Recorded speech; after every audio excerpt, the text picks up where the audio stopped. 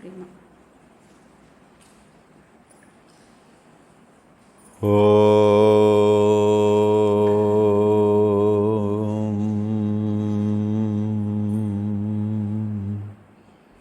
ಭದ್ರಂ ಕರ್ಣೇಭಿಃ ಶೃಣುಯಾಮದೇವಾಃ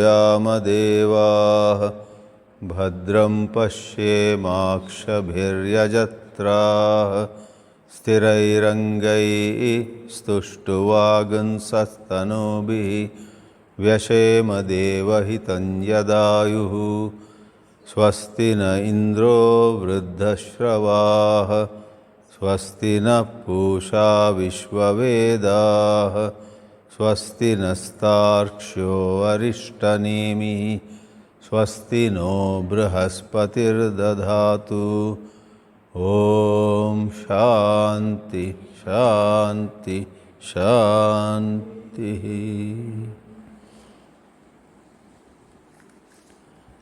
40 ಉಪದೇಶಗಳಲ್ಲಿ 28 ನಾವು ನೋಡಿದ್ದೇವೆ. ಇನ್ನು 12 ಉಪದೇಶಗಳು ಉಳಿದಿವೆ. ಈ 4ನೇ ಶ್ಲೋಕದಲ್ಲಿ ಪೂರ್ವಾರ್ಧ ದಿ ಫಸ್ಟ್ ಹಾಫ್ ನೋಡಿದ್ದೀವಿ. ಉತ್ತರಾರ್ಧದಲ್ಲಿ ಮತ್ತೆ 4 ಉಪದೇಶಗಳಿವೆ. 4ನೇ ಶ್ಲೋಕವನ್ನು ಮತ್ತೆ ಓದೋಣ. ಕ್ಷುದ್ವ್ಯಾಧಿಶ್ಚ ಚಿಕಿತ್ಸ್ಯತಾಂ ಪ್ರತಿದಿನಂ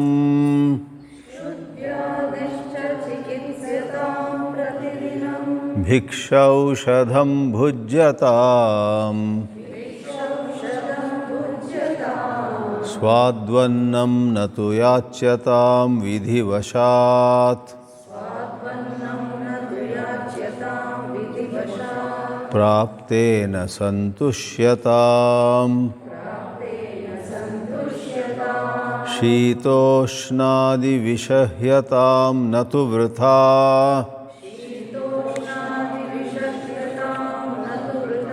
ವಾಕ್ಯಂ ಸಮುಚ್ಚಾರ್ಯತಾಂ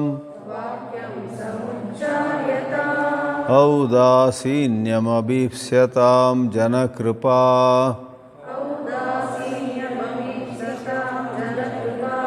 ನೈಷ್ಠುರ್ಯಮುತ್ಸೃಜ್ಯತಾಂ. ಎರಡನೆಯ ಅರ್ಧದಲ್ಲಿ ಉತ್ತರಾರ್ಧ ಅಂತ ನಾವು ಕರಿತೀವಿ. ಅದನ್ನು ಸೆಕೆಂಡ್ ಹಾಫ್ ಆಫ್ ದಿ ಶ್ಲೋಕ ಹೇಳ್ತಾರೆ. ಶೀತೋಷ್ಣಾದಿ ವಿಷಹ್ಯತಾಂ.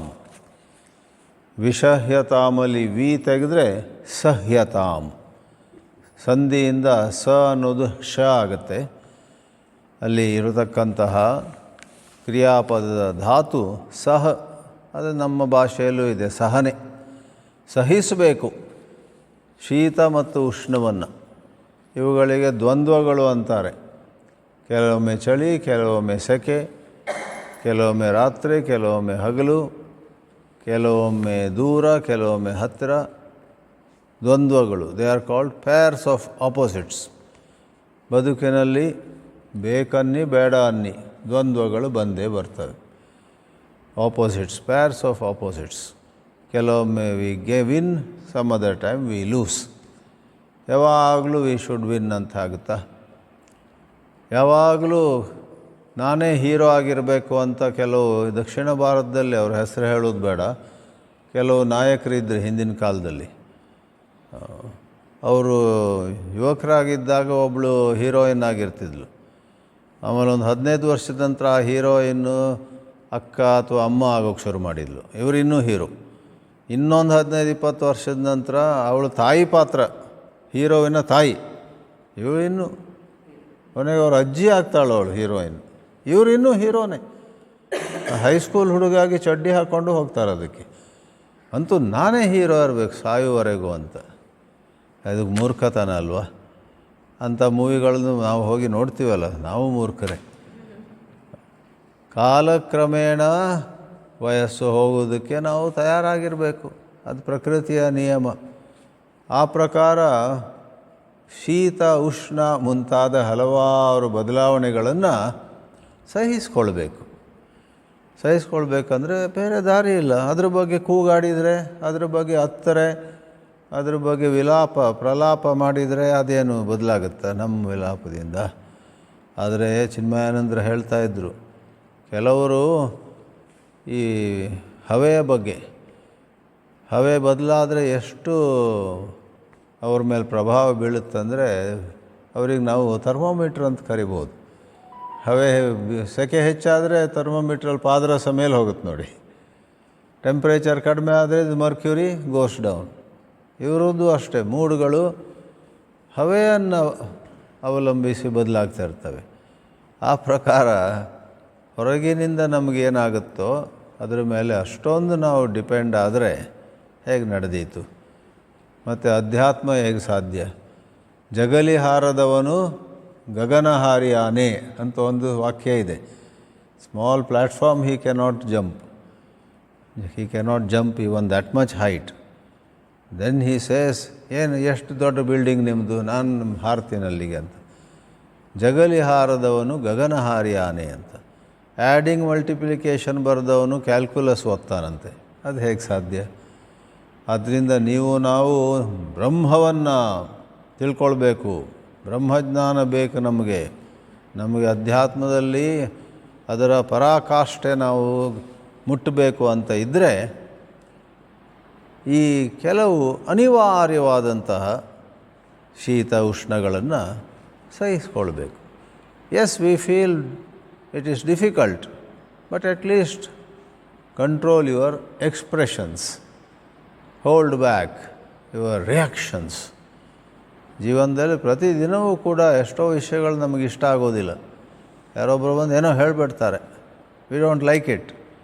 ಆದರೆ least we can do is not to react hastily. ತಡ್ಕೊಳ್ಳಿ, ಅದನ್ನು ಸ್ವಲ್ಪ ಆಲೋಚನೆ ಮಾಡಿ ಆಮೇಲೆ ಸರಿಯಾದ ಪ್ರತಿಕ್ರಿಯೆ ಏನಾದೀತು ಅಂತ ನಿರ್ಧಾರ ಮಾಡಿ ಪ್ರತಿಕ್ರಿಯೆ ಮಾಡಬಹುದು. So this comes very close to ಸಮತ್ವಂ ಯೋಗ ಉಚ್ಯತೆ. ಸಮವಾಗಿರುವುದೇ ಯೋಗದ ಲಕ್ಷಣ ಅಂತ ಹೇಳ್ತಾರೆ. ಹಾಗೆ ನತು ವೃತ ವಾಕ್ಯಂ ಸಮುಚ್ಚಾರ್ಯತಾಂ. ನೀವು ಗಮನಿಸಿಬಿರ್ಬೋದು, ನಾವು ಹಾಡುವಾಗ ಆ ಛಂದಸ್ಸಿನಲ್ಲಿ 12-7 12-7 ಬರುತ್ತಲ್ಲ, 12ವರೆಗೆ ಹೋಗಿ ಅಲ್ಲಿ ಪಾಸ್ ಕೊಡ್ತೀವಿ, ಅದು ಹಾಡಲಿಕ್ಕೆ ಅನುಕೂಲ ಆಗಲಿ ಅಂತ. ಈ ಉಪದೇಶಗಳ ಲೆಕ್ಕದಿಂದ ನೋಡಿ, ಶೀತೋಷ್ಣಾದಿ ವಿಷಯತಾಂ 8 ಉಚ್ಚಾರಾಂಶ, 8 ಸಿಲೆಬಲ್ಸ್ಗೆ ಒಂದು ಇನ್ಸ್ಟ್ರಕ್ಷನ್ ಮುಗೀತು. 11 ಮಿಕ್ಕಿದ ಸಿಲೆಬಲ್ಗಳಲ್ಲಿ ಇನ್ನೊಂದು ಇನ್ಸ್ಟ್ರಕ್ಷನ್. ನತು ವ್ರತ ವಾಕ್ಯಂ ಸಮುಚ್ಚಾರ್ಯತಾಂ, ಅದು the next instruction. So instruction wise ನಾವು ಡಿವೈಡ್ ಮಾಡೋದಾದರೆ ಆ ಥರ 12 and 7 ಮಾಡಲಿಕ್ಕಾಗೋದಿಲ್ಲ. This meter is called Shardula Vikridita. ಅಂದರೆ ಶಾರ್ದೂಲ ಅಂದರೆ ಸಿಂಹ ಒಂದಿಷ್ಟು ಹೆಜ್ಜೆ ನಡೆಯುತ್ತೆ, ಆಮೇಲೆ ಯಾವ ಭಯ ಇಲ್ಲದೆ, ಯಾವ ರೀತಿಯ ಸಂಕೋಚ ಇಲ್ಲದೆ, ಯಾರು ಏನು ತಿಳ್ಕೊಳ್ತಾರೆ ಅನ್ನೋಂಥ ಆಲೋಚನೆ ಮಾಡದೇನೆ ಅದು ಸಿಂಹಾವಲೋಕನ, ಒಮ್ಮೆ ಹಿಂದೆ ನೋಡುತ್ತೆ, ಒಮ್ಮೆ ಈ ಕಡೆ ನೋಡುತ್ತೆ. ಅದರ ಮನಸ್ಸಿಗೆ ಬಂದ ಹಾಗೆ ಅದು ಗಂಭೀರವಾಗಿ ಸಿಂಹಗತಿ ಅಂತ ಹೇಳ್ತಾರೆ. ಸಿಂಹಗತಿ, ಇನ್ನು ಕೆಲವರು ಗಜಗಮನೆ ಅಂತ ಹೇಳ್ತಾರೆ. ಅಲಂಕಾರ ಇದೆಲ್ಲ ಸಾಹಿತ್ಯದಲ್ಲಿ. ಯಾವುದೋ ಸ್ತ್ರೀಗೆ ಅವಳ ನಡೆಯೋದು ರೀತಿ ನೋಡಿ, ಅವಳು ಗಜಗಮನೆ. ಅದು ಆನೆ ಹೇಗೆ ಗೊತ್ತು, ನಾನು ಆಲೋಚನೆ ಮಾಡಿಲ್ಲ. I don't even know whether I think it is suppose to be a compliment ಅಲ್ವಾ? ಗಜಗಮನೆ ಅಂದರೆ ಅವಳು ಭಾಳ ಚಂದವಾಗಿ ನಡೀತಾಳೆ ಅಂತ. ಏನೇ ಇರಲಿ, ಶಾರ್ದೂಲ ವಿಕ್ರೀಡಿತ, ಇಲ್ಲಿ ನಡೆಯೋದು ಮಾತ್ರ ಅಲ್ಲ, ಸಿಂಹವು ಆನಂದವಾಗಿ ಸಂಚರಿಸುತ್ತಲ್ಲ ಗಾಂಭೀರ್ಯದಿಂದ. ಆ ರೀತಿ ಛಂದಸ್ಸಿಗೆ ಶಾರ್ದೂಲ ವಿಕ್ರೀಡಿತ ಅಂತ. ಕೆಲವು ಬಹಳ ಮಹತ್ತರವಾದ ವೇದಾಂತ ಕೃತಿಗಳು ಈ ಶಾರ್ದೂಲ ವಿಕ್ರೀಡಿತಲ್ಲಿ ರಚಿಸಲಾಗಿವೆ. ಉದಾಹರಣೆಗೆ ದಕ್ಷಿಣಾಮೂರ್ತಿ ಸ್ತೋತ್ರ. ವಿಶ್ವಂ ದರ್ಪಣ ದೃಶ್ಯಮಾನ ನಗರಿ ತುಲ್ಯಂ ನಿಜಾಂತರ್ಗತಂ. ಉಸಿರಬೇಕಿದಕ್ಕೆ. ಯೋಗಾಸನ ಮಾಡಿ ಬಂದರೆ ನೀವು ಚೆನ್ನಾಗಿ ಹಾಡೋಕ್ಕಾಗುತ್ತೆ. ಬೆಳಿಗ್ಗೆ ಯೋಗಾಸನ ಮಾಡದೆ 3 ಕಪ್ ಕಾಫಿ ಕುಡಿದ್ರಿ, ಮತ್ತು ಇಲ್ಲಿ ಬಂದ್ರಿ. ವಿಶ್ವಂ ದರ್ಪಣ ದೃಶ್ಯಮಾನ ಅನ್ನೋವಾಗ ಅರ್ಧ ಇದರಲ್ಲಿ ಶ್ವಾಸ ಖರ್ಚಾಗೋಯ್ತು. Petrol tank, gas tank is empty. ಆಗಬಾರ್ದು ಅಂತಿದ್ದರೆ ಬೇರೆ ಏನಲ್ದಿದ್ರೆ ಕುರ್ಚಿ ಯೋಗ ಆದರೂ ಮಾಡಬೇಕು, ಚೇರ್ ಯೋಗ. ಆವಾಗ ಉಸಿರು ಚೆನ್ನಾಗಿರುತ್ತೆ. ನಾನು ನಿಜವಾಗಿಯೂ ತುಂಬ ವರ್ಷ ಬರೀ ಆಸನಕ್ಕೆ ಗೌರವ ಕೊಡ್ತಾಯಿದ್ದೆ, ಪ್ರಾಣಾಯಾಮಕ್ಕೆ ನಿರ್ಲಕ್ಷ್ಯ ಮಾಡ್ತಿದ್ದೆ. ಇತ್ತೀಚೆಗೆ ನನಗೆ ಕಣ್ಣು ತೆರೆದಿದೆ ಅನ್ಬೋದು. ಪ್ರಾಣಾಯಾಮದಲ್ಲಿ ಎಂತೆಂಥ ಲಾಭಗಳಿವೆ. ನಾವು ವಯಸ್ಸಾದ ಹಾಗೆ ಸ್ವಲ್ಪ ಆಸನ ಮಾಡಬೇಕು, ಅಥವಾ ಸ್ವಲ್ಪ ಮೂಮೆಂಟ್ಸು, ಪ್ರಾಣಾಯಾಮ ಕೆಲವುದನ್ನು ಮಾಡಿದರೆ ಕೆಲವೆಲ್ಲ ತೊಂದರೆಗಳು ನಮಗೆ ಆಗೋದಿಲ್ಲ.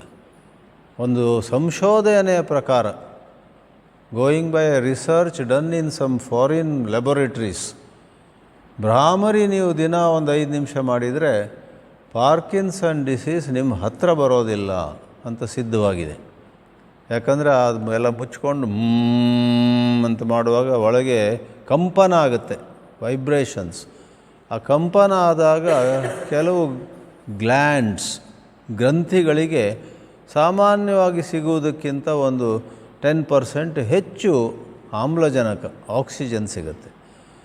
Glands getting little more oxygen can make a big difference whether you will stay healthy or you will feel sick or fall sick.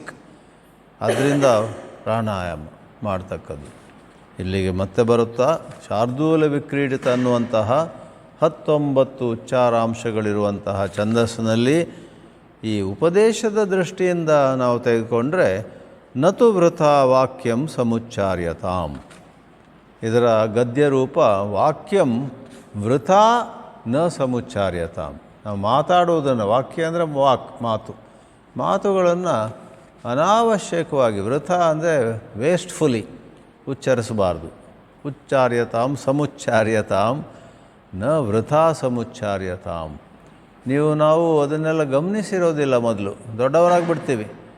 ಅವನ ಹೆಸರು ವೆಸ್ಟರ್ನ್ CEO ಕೋಚ್ ಒಬ್ಬ ಇದ್ದಾನೆ, ಭಾಳ ಪ್ರಸಿದ್ಧ, among the top CEO coaches.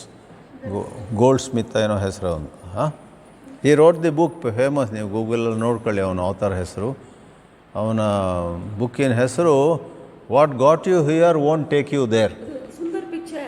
ಇಲ್ಲ some westerner. What got you here will not take you there.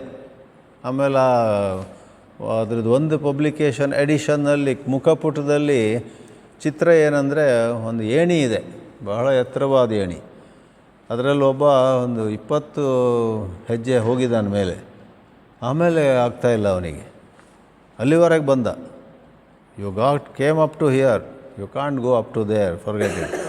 What got you here won't get you there. Very interesting title. This Americans are ಬಿಂದಾಸ್ ಲೋಗ್. ಬಿಂದಾಸ್ ಅಂದರೆ ಯಾರಿಗೆ ಕೇರ್ ಮಾಡಲ್ಲ, ಏನೋ ಒಂದು ಹೆಸರು ಇಟ್ಬಿಡ್ತಾರೆ. ಇನ್ನೊಬ್ಬ ಬರ್ದ ರೋಡ್ ಲೆಸ್ ಟ್ರಾವೆಲ್ಡ್ ಅಂತ, ಅದು ಭಾಳ ಸಕ್ಸಸ್ಫುಲ್ ಆಯಿತು. Then he wrote one more book, 4 miles on the road less travelled. ಮತ್ತು ಯಾರದು 2-3 ಜನ chicken soup for the soul, ಅದು ಭಾಳ ಸಕ್ಸಸ್ಫುಲ್ ಆಯಿತು. 1 more sip of chicken soup for the soul. ಈ ಪ್ರಕಾರ ಬರೀತಾರೆ. ಆ ಗಾಳಿ ಇಲ್ಲಿಯೂ ಸಾಕಷ್ಟು ಬೀಸಿದೆ. ನಾವು ಕೂಡ ಬಿಂದಾಸ್, ಗೊತ್ತಲ್ಲ, ಒಂದು ಬಿಂದಾಸ್ ಅಂತ ಒಂದು ಶಬ್ದ ಇದೆ, ಬಹುಶಃ ಹಿಂದಿ ಇರಬೇಕದು. ಕೇರ್ ಫ್ರೀ ಅಂತ ಅರ್ಥ, ಬಿಂದಾಸ್. ಎನಿವೆ, ಈ what got you here won't take you ದೇರಲ್ಲಿ ಏನು ಗೊತ್ತಾ, ನಮಗೆ ಕೆಲವು ಸಬ್ಜೆಕ್ಟ್ನು ಚೆನ್ನಾಗಿ ಗೊತ್ತಿರ್ಬೋದು, ಅದರಿಂದ ಒಳ್ಳೆ ಕೆಲಸ ಸಿಕ್ತು, ಅದರಲ್ಲಿ ಸಾಕಷ್ಟು ಮೇಲೆ ಹೋದವು. ಆದರೆ ಮತ್ತೆ ಮೇಲೆ ಹೋದಾಗ ಬರೇ ಸಬ್ಜೆಕ್ಟ್ ನಾಲೆಜು, ಆಮೇಲೆ ಒಂದೆರಡು ಪ್ರತಿಭೆಗಳು, ಟ್ಯಾಲೆಂಟ್ ಇದ್ದರೆ ಸಾಲದು, ಬಹಳಷ್ಟು ಇಮೋಷನಲ್ ಇಂಟೆಲಿಜೆನ್ಸ್ ಬೇಕು. Because you have to lead a team, you have to inspire. And ಹೆಚ್ಚು ಅದು ಸಂಸ್ಥೆಗಳಲ್ಲಿ ಮೇಲೆ ಬಂದ ಹಾಗೆ ಬೇರೆ ವಿಭಾಗಗಳಲ್ಲಿ, ಕಸ್ಟಮರ್ ರಿಲೇಷನ್ಸ್, ಮಾರ್ಕೆಟಿಂಗ್, ಎಲ್ಲ ವಿಭಾಗದಲ್ಲಿ on all fronts the leader has to get better. ಅದಕ್ಕೆ ಹೇಳ್ತೀವಲ್ಲ, ಹೋಲಿಸ್ಟಿಕ್ ಗ್ರೋತ್ ಬೇಕು. ಅದರಿಂದ ಅವನು ಭಾಳ ಚೆನ್ನಾಗಿ ಬರೆದಿದ್ದಾನೆ ಆ ಪುಸ್ತಕದಲ್ಲಿ. It is meant mainly for corporate executives. What got you here won't take you there ಅಂತ. ಬಟ್ ಅದು ನಮ್ಮೆಲ್ಲರಿಗೂ ಅನ್ವಯಿಸುತ್ತೆ. ಆಶ್ರಮಗಳಲ್ಲೂ ಅನ್ವಯಿಸುತ್ತೆ, ಅಧ್ಯಾತ್ಮದಲ್ಲೂ ಅನ್ವಯಿಸುತ್ತೆ. ಈಗ ನಮ್ಮಂಥವ್ರು ಕೆಲವೊಮ್ಮೆ ಸ್ವಲ್ಪ ಭಾಷೆ ಚೆನ್ನಾಗಿರುತ್ತೆ ನಮ್ಮದು, ಸಂಸ್ಕೃತ, ಇಂಗ್ಲೀಷು, ಕನ್ನಡ ಎಲ್ಲ, ಸಾಕಷ್ಟು ಮುಂದೆ ಹೋಗ್ಬಿಡ್ತೀವಿ. ಆದರೆ ವೇದಾಂತದಲ್ಲೂ ಕೂಡ ಭಾಷೆ ಚೆನ್ನಾಗಿದ್ದು ನೀವು ಚೆನ್ನಾಗಿ ಬರೀತೀರಾ, ಚೆನ್ನಾಗಿ ಓದ್ತೀರಾ, ಚೆನ್ನಾಗಿ ಭಾಷಣ ಮಾಡ್ತೀರಾ, ಅದು ಸ್ವಲ್ಪ ದೂರ ತಗೊಂಡೋಗುತ್ತೆ ನಮ್ಮನ್ನು. ಅದರ ನಂತರ ಪುನಃ ಮನುಷ್ಯ ಸಂಬಂಧಗಳು, ಶಿಷ್ಯರಿರ್ತಾರೆ, ನಮ್ಮ ಗುರುಗಳಿರ್ತಾರೆ, ಆಶ್ರಮ ನಡೆಸಲಿಕ್ಕೂ ಕೂಡ ಎಷ್ಟೋ ಜನ ಪೋಷಕರೆಲ್ಲ ಇರ್ತಾರೆ. ಅವರೆಲ್ಲರ ಜೊತೆ ಒಳ್ಳೆಯ ಸಂಬಂಧ ಇಟ್ಕೊಳ್ಳುವಂಥದ್ದು. ಮತ್ತು ವೈಯಕ್ತಿಕವಾಗಿ ಕೂಡ ಅಧ್ಯಾತ್ಮ ಅಂದರೆ ಬರೀ ಚೆನ್ನಾಗಿ ಮಾತಾಡೋದಲ್ಲ. ಅದಕ್ಕೆ ಮಾತಾಡೋದಕ್ಕೆ ಅಷ್ಟು ಪ್ರಾಮುಖ್ಯತೆ ಇಲ್ಲ. ನಮ್ಮ ಸಾಧನೆ ಮುಖ್ಯ. ನಾವು ಮಾತಾಡೋದ್ರಲ್ಲಿ 100ಕ್ಕೆ 90ರಷ್ಟು ನಾವೇ ಮಾಡೋದಿಲ್ಲ ಅಂತ ಇಟ್ಕೊಳ್ಳಿ. ಎಷ್ಟು ದಿನ ನೀವು ಮಾತಾಡ್ತಾ ಹೋಗ್ತೀರಾ? ಅದು ಕೇಳುವವರಿಗೂ ಒಂದು ದಿವಸ ಗೊತ್ತಾಗುತ್ತೆ, ಚೆನ್ನಾಗಿ ಮಾತಾಡ್ತಾರೆ, ಆದರೆ ಇವರದ್ದೇನೋ ಸ್ವಲ್ಪ ಪ್ರಾಬ್ಲಮ್ ಇದೆ ಅಂತ ಕಾಣ್ತದೆ. ಆಗುತ್ತೆ ಅದು. So that Warren Goldsmith ಏನೋ ಸಚ್ ನೇಮ್, ಅವನು ಹೇಳಿದ್ದು ಭಾಳ ಚೆನ್ನಾಗಿದೆ. What got you here won't take you there. ಮತ್ತೆ ಮೇಲೆ ಹೋಗಬೇಕಾದ್ರೆ, ಮತ್ತೆ ಮುಂದುವರಿಸ್ಬೇಕಾದ್ರೆ ನಿಮ್ಮಲ್ಲಿ ಏನು ನ್ಯೂನತೆಗಳಿವೆ. ಇನ್ನು ಕೆಲವರು ಚೆನ್ನಾಗಿ ಪ್ರವಚನವೇ ಮಾಡೋದಿಲ್ಲ, ಅದು ತುಂಬ ಸಾಧನೆ ಮಾಡ್ತಾರೆ. ಬೆಳಿಗ್ಗೆ 1-1.5 ಗಂಟೆ ಧ್ಯಾನ, ಜಪ, ಯೋಗಾಸನ, ಪ್ರಾಣಾಯಾಮ ಮಾಡ್ತಾರೆ. ಅವರು ಇನ್ನೊಂದು ರೀತಿ ಫೇಲ್ ಆಗ್ತಾರೆ. ಅವ್ರು ಯಾಕೆ ಮಾತಾಡೋ ಕಲಿಬೇಕು. ಅವರು 40 ದಾಟಿರ್ಬೋದು, ಅವ್ರಿಗೆ 50 ದಾಟಿರ್ಬೋದು. ಒಂದು ದೊಡ್ಡ ಸಭೆ ಬಂದಾಗ ಭಕ್ತಾದಿಗಳು 100 ಜನ ಸೇರಿಕೊಂಡಾಗ ಅವರೇನು ದೀರ್ಘವಾಗಿ ಮಾತಾಡಬೇಕಾಗಿಲ್ಲ. ಅವರು ಅಟ್ಲೀಸ್ಟ್ ಒಂದು 15 ನಿಮಿಷ ಸಾರ ಸಂಗ್ರಹವಾಗಿ ಯಾವುದೋ ಒಂದು ವಿಷಯವನ್ನು ಹೇಳಿದರೆ ಜನರು ಮೆಚ್ತಾರೆ. ಅವರು ಸಾಧನೆ ಮಾಡ್ತಾಯಿದ್ರೆ ಹೌದಾ ಅಂತ. ಯಾಕಂದರೆ ಜನರಿಗೆ ಮಾತೂ ಬೇಕು ಮತ್ತು ಅವರ ಒಳಗಿನ ಸಾಧನೆಯೂ ಬೇಕು. ಆ ಪ್ರಕಾರ ನೀವು ಯಾವ ವಿಭಾಗವೇ ನೋಡ್ಕೊಳ್ಳಿ, ಅದರಲ್ಲಿ ಬೇಕು. ಅದರಿಂದ ಇಲ್ಲಿ ಹೇಳಿದ್ದಾರೆ, ವಾಕ್ಯಂ ವೃಥಾ ನ ಸಮುಚ್ಚಾರ್ಯತಾಂ. ನಮ್ಮಲ್ಲಿ ಹೆಚ್ಚು ಮಂದಿಗೆ ಮಾತಿನಲ್ಲಿ ನಾವು ಎಷ್ಟು ನಮ್ಮ ಶಕ್ತಿಯನ್ನು ಖರ್ಚು ಮಾಡ್ತೀವಿ ಅನ್ನೋದು ಅಂದಾಜೇ ಇಲ್ಲ. ಏನು ಮಾತಿನಲ್ಲಿ ಏನು ಖರ್ಚಿಲ್ಲ ಅಂತ ಇಲ್ಲ. ನಾವು ಬೇಕಾದ್ದಕ್ಕಿಂತ ಹೆಚ್ಚು ಮಾತಾಡ್ತಾ ಹೋದರೆ ಆಮೇಲೆ ಬೇರೆ ಯಾವುದೋ ಕೆಲಸದಲ್ಲಿ ಉತ್ಸಾಹ ಇರೋದಿಲ್ಲ.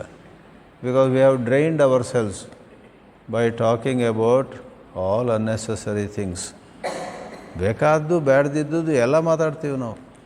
ಯಾವುದೋ ಒಂದು ವಿಷಯ ಮಾತಾಡುವಾಗ ಅಲ್ಲಿಂದ ಎಲ್ಲಿಗೋ ಹೋಗಿಬಿಟ್ಟು ಕೊನೆಗೆ ಯಾರೋ ಬಾಲಿವುಡ್ಡೋ ಹಾಲಿವುಡ್ಡಲ್ಲೋ ಡಿವೋರ್ಸ್ ಮಾಡಿದ್ರಂತೆ. ಗೊತ್ತಾಯ್ತಾ ನಿಮಗದು? ಅವರು ಪುನಃ ಆಮೀರ್ ಖಾನ್ 4ನೇ ಸಾರಿ ಮದುವೆ ಆದನಂತೆ ಅಂತ. ನಿಮಗೆ ಅಂದರೆ ಅವನು 10 ಸಾರಿ ಮದುವೆ ಆಗಲಿ. ಅಲ್ಲ, ಹೇಳಿದ್ದಷ್ಟೆ. ಅದೇನು ಹೇಳಿದ್ದ ಅಲ್ಲ, ಹೇಳಿದರೆ ಅದು ಸುಮ್ಮನೆ ಹೇಳಿದ್ದಷ್ಟೆ. ಅಷ್ಟು ಸಿಟ್ಟು ಯಾಕೆ ಮಾಡ್ತೀರಾ? ಅದರಲ್ಲಿ ಒಳಗೆ ವ್ಯಥೆ ಆಗುತ್ತೆ, ಡಿಸ್ಅಗ್ರಿಮೆಂಟ್. ಕೊನೆಗೆ ಯಾವುದೋ ಒಂದು ಕೆಲಸಕ್ಕೆ ಹೋದಾಗ ನಾನೇನೋ ಒಂದು ಮಾತು ಹೇಳಿದೆ, ಎಲ್ಲರೂ ಅದಕ್ಕೆ ಆಕ್ಷೇಪ ಹಾಕಿದ್ರು. ಅದು ಯಾಕೆ ಹಾಗೆ ಮಾಡ್ತಾರೋ? ಇನ್ನೊಂದು ಕೆಲಸದಲ್ಲಿ ನಿಮಗೆ ಏಕಾಗ್ರತೆ ಬರೋದಿಲ್ಲ. ಬಿಕಾಸ್ ಆ ಅನಾವಶ್ಯಕವಾಗಿ ಮಾತಾಡಿದಾಗ ಅಲ್ಲಿ ಏನೋ ಒಂದು ಭಿನ್ನಾಭಿಪ್ರಾಯ ಬರುತ್ತೆ. ಆ ವಿಷಯ ಎತ್ತೋ ಅವಶ್ಯಕತೆ ಇರಲಿಲ್ಲ, ಅದನ್ನು ಎತ್ತಿ ಮಾತಾಡಿ ಆಮೇಲೆ ಭಿನ್ನಾಭಿಪ್ರಾಯ ಬಂದಾಗ ಮನಸ್ಸಿಗೆ ನೋವಾಗಿ ಆಮೇಲೆ ಮಾಡಬೇಕಾದ ಮುಖ್ಯ ಕರ್ತವ್ಯವನ್ನು ನಾಳೆ ಮಾಡೋಣ ಅಲ್ಲ ಇದು ಅಂತ ಆಗಿಬಿಡುತ್ತೆ. ನತು ವ್ರಥಾ ವಾಕ್ಯಂ ಸಮುಚ್ಚಾರ್ಯತಾಂ. ಆದ್ದರಿಂದ ಅಧ್ಯಾತ್ಮ ಸಾಧನೆ ಕೂಡ ನಮಗೆ ಶಕ್ತಿ ಬೇಕು. ಏನು ಮಾಡಬೇಕಾದ್ರೂ ಶಕ್ತಿ ಬೇಕಲ್ಲ. ಆ ಶಕ್ತಿಯನ್ನು ಉಳಿಸ್ಕೊಳ್ಬೇಕು. ಮಾತಾಡಬೇಕಾದದ್ದನ್ನು ಮಾತಾಡಲೇಬೇಕು. ಆದರೆ ಯಾವುದು ಅವಶ್ಯಕ ಇಲ್ಲವೋ ಅದು ಆದಷ್ಟು ಮಟ್ಟಿಗೆ ಸುಮ್ಮನಿರುವುದು ಒಳ್ಳೆಯದು. ಅದರ ಬಗ್ಗೆ ನಮಗೆ ಯಾರು ಕೇಳಿದಾರಾ? ಆ ಪ್ರಕಾರ ಔದಾಸೀನ್ಯಂ ಅಭೀಪ್ಸ್ಯತಾಂ. ಜಗತ್ತಿನಲ್ಲಿ ಜೀವನದಲ್ಲಿ ಎಷ್ಟೋ ವಿಷಯಗಳ ಬಗ್ಗೆ ನಾವು ಉದಾಸೀನರಾಗಿರುವುದು ಒಳ್ಳೆಯದು. ಎಷ್ಟೋ ವಿಷಯ ಬಿಡಿ, ಕೆಲವೊಮ್ಮೆ ನಮಗೇ ಆಗೋದು, ಯಾರೋ ನಮಗೆ ತೊಂದರೆ ಕೊಡ್ತಿದ್ದಾರೆ, ಅದರ ಬಗ್ಗೆಯೂ ಉದಾಸೀನರಾಗುವುದು ಒಳ್ಳೆಯದು. ಯಾಕಂದರೆ ಎಲ್ಲದಕ್ಕೂ ನಾವು ಅದಕ್ಕೇನು ಅದನ್ನು ನಾವೇ ಪರಿಹರಿಸ್ತೀವಿ, ನಾವೇ ಅದನ್ನು ನಮ್ಮ ಕೈಯಲ್ಲಿ ತಗೊಳ್ತೀವಿ. We will take that on our lap ಅಂತ ಎಲ್ಲವನ್ನು if we take on our lap ಆಗ ಮುಖ್ಯ ಕೆಲಸ ಆಗೋದಿಲ್ಲ. ಸ್ವಲ್ಪ ನಿಧಾನವಾಗಿ ಹೋಗುತ್ತಾ ಸಾಧ್ಯವಾದಲ್ಲಿ ಔದಾಸೀನ್ಯ ಅಂದರೆ ಉದಾಸೀನ ಅನ್ನುವ ನಾಮವಿಶೇಷಣದ ಅದು ಇನ್ನೊಂದು ರೂಪ. ಅದು ನಾಮಪದದ ರೂಪ. ಉದಾಸೀನ ಅನ್ನೋದು ವಿಶೇಷಣ, ಔದಾಸೀನ್ಯ ಅಂದರೆ ನಾಮಪದ. ಉದಾಸೀನ ಅಂದರೆ ಉತ್ ಆಸೀನ. ಉತ್ ಅಂದರೆ ಮೇಲೆ. ಎಲ್ಲೋ ಒಂದು ಕಡೆ ಗಲಭೆ ಆಗ್ತಾಯಿದೆ, ನೀವು ಪಕ್ಕದ ಬಿಲ್ಡಿಂಗಲ್ಲಿದ್ದೀರ, ನೀವು ಸೀದಾ ಅದರದ್ದು 10 ಮಹಲ್ ಮೇಲೆ ಹೋಗಿ ಟೆರೇಸಿಗೆ ಹೋದರೆ ಈ ಗದ್ದಲ ಎಲ್ಲ ಕೇಳಿಸೋದೂ ಇಲ್ಲ. ಹಿಂದೆಲ್ಲ ಮಕ್ಕಳು ಶಾಲೆಗೆ ಓದ್ತಿರುವಾಗ ಪರೀಕ್ಷೆ ಹತ್ತಿರ ಬಂದಾಗ ಕೆಲವೊಮ್ಮೆ ಶಾಂತವಾದ ಸ್ಥಳ ಬೇಕಂದರೆ ಅವ್ರ ಮನೆಯಲ್ಲಿ 3-4 ಮಹಡಿ ಇದ್ದರೆ ಟೆರೇಸ್ ಮೇಲೆ ಹೋಗಿ ಅಲ್ಲಿ ಸ್ವಲ್ಪ ನೆರಳಿರುವಲ್ಲಿ ಕೂತ್ಕೊಂಡು ಹೋಗ್ತಾಯಿದ್ರು. ಡಿಸ್ಟರ್ಬೆನ್ಸ್ಗೆ ಮನೆ ಒಳಗೂ ಡಿಸ್ಟರ್ಬೆನ್ಸ್ ಇರುತ್ತಲ್ಲ, ಅವ್ರು ಮಾತಾಡೋದು ಇವ್ರು ಮಾತಾಡೋದು. ಹೋಗಿ ಉದಾಸೀನ ಅಂದರೆ ಎತ್ತರದಲ್ಲಿರಿ. ನೀವು ವಿಮಾನದಲ್ಲಿ ಹೋಗುವಾಗ ಸ್ಕೈ ಸ್ಕ್ರೇಪರ್ಸ್ ಕೂಡ ಬೆಂಕಿಪೊಟ್ಟಣ ಥರ ತೋರೋಕ್ಕೆ ಶುರುವಾಗುತ್ತೆ ಅಲ್ವೇ. ದೊಡ್ಡ ಸಮಸ್ಯೆಗಳು ಚಿಕ್ಕದಾಗಿ ತೋರ್ತವೆ. ಅದಕ್ಕೆ ಜೀವನದಲ್ಲಿ ಕೆಲವೊಮ್ಮೆ ಔದಾಸೀನ್ಯಂ ಆಸೀನ ಆಗಿರೋದು ಬೇಕಾಗುತ್ತೆ. ಆಗ ಪುನಃ ನಮ್ಮೊಳಗಿರುವಂತಹ ಮಾನಸಿಕ, ಭಾವನಾತ್ಮಕ, ಮೆಂಟಲ್, ಇಮೋಷನಲ್ ಎನರ್ಜಿ ಸುಮ್ಮನೆ ಖರ್ಚಾಗೋದು ನಿಲ್ಲುತ್ತೆ. ಆ ಎನರ್ಜಿ, ಆ ಶಕ್ತಿ ನಮಗೆ ಬೇಕು ಧ್ಯಾನಕ್ಕೆ, ಜಪಕ್ಕೆ, ವಿವೇಕಕ್ಕೆ, ವಿಚಾರಕ್ಕೆ, ವೈರಾಗ್ಯಕ್ಕೆ, ಅಧ್ಯಾತ್ಮದಲ್ಲಿರೋ ಎಲ್ಲ ಸಾಧನೆಗಳಿಗೂ ಕೂಡ ವಿ ನೀಡ್ ಎನರ್ಜಿ. ವಿವೇಕಾನಂದರು ಹೇಳಿದರು, strength is the message of Upanishads. Strength is life, weakness is death ಅಂತೆಲ್ಲ ಸ್ಟೇಟ್ಮೆಂಟ್ಸು. ಸ್ವಾಮಿ ವಿವೇಕಾನಂದರು ಅಷ್ಟು ಪ್ರಸಿದ್ಧರಾದದ್ದು ಯಾಕಂದರೆ ಅವರದ್ದು ಪಂಚ್ ಲೈನ್ಸ್ ಭಾಳ ಚೆನ್ನಾಗಿರ್ತಿತ್ತು. Strength and strength. What ever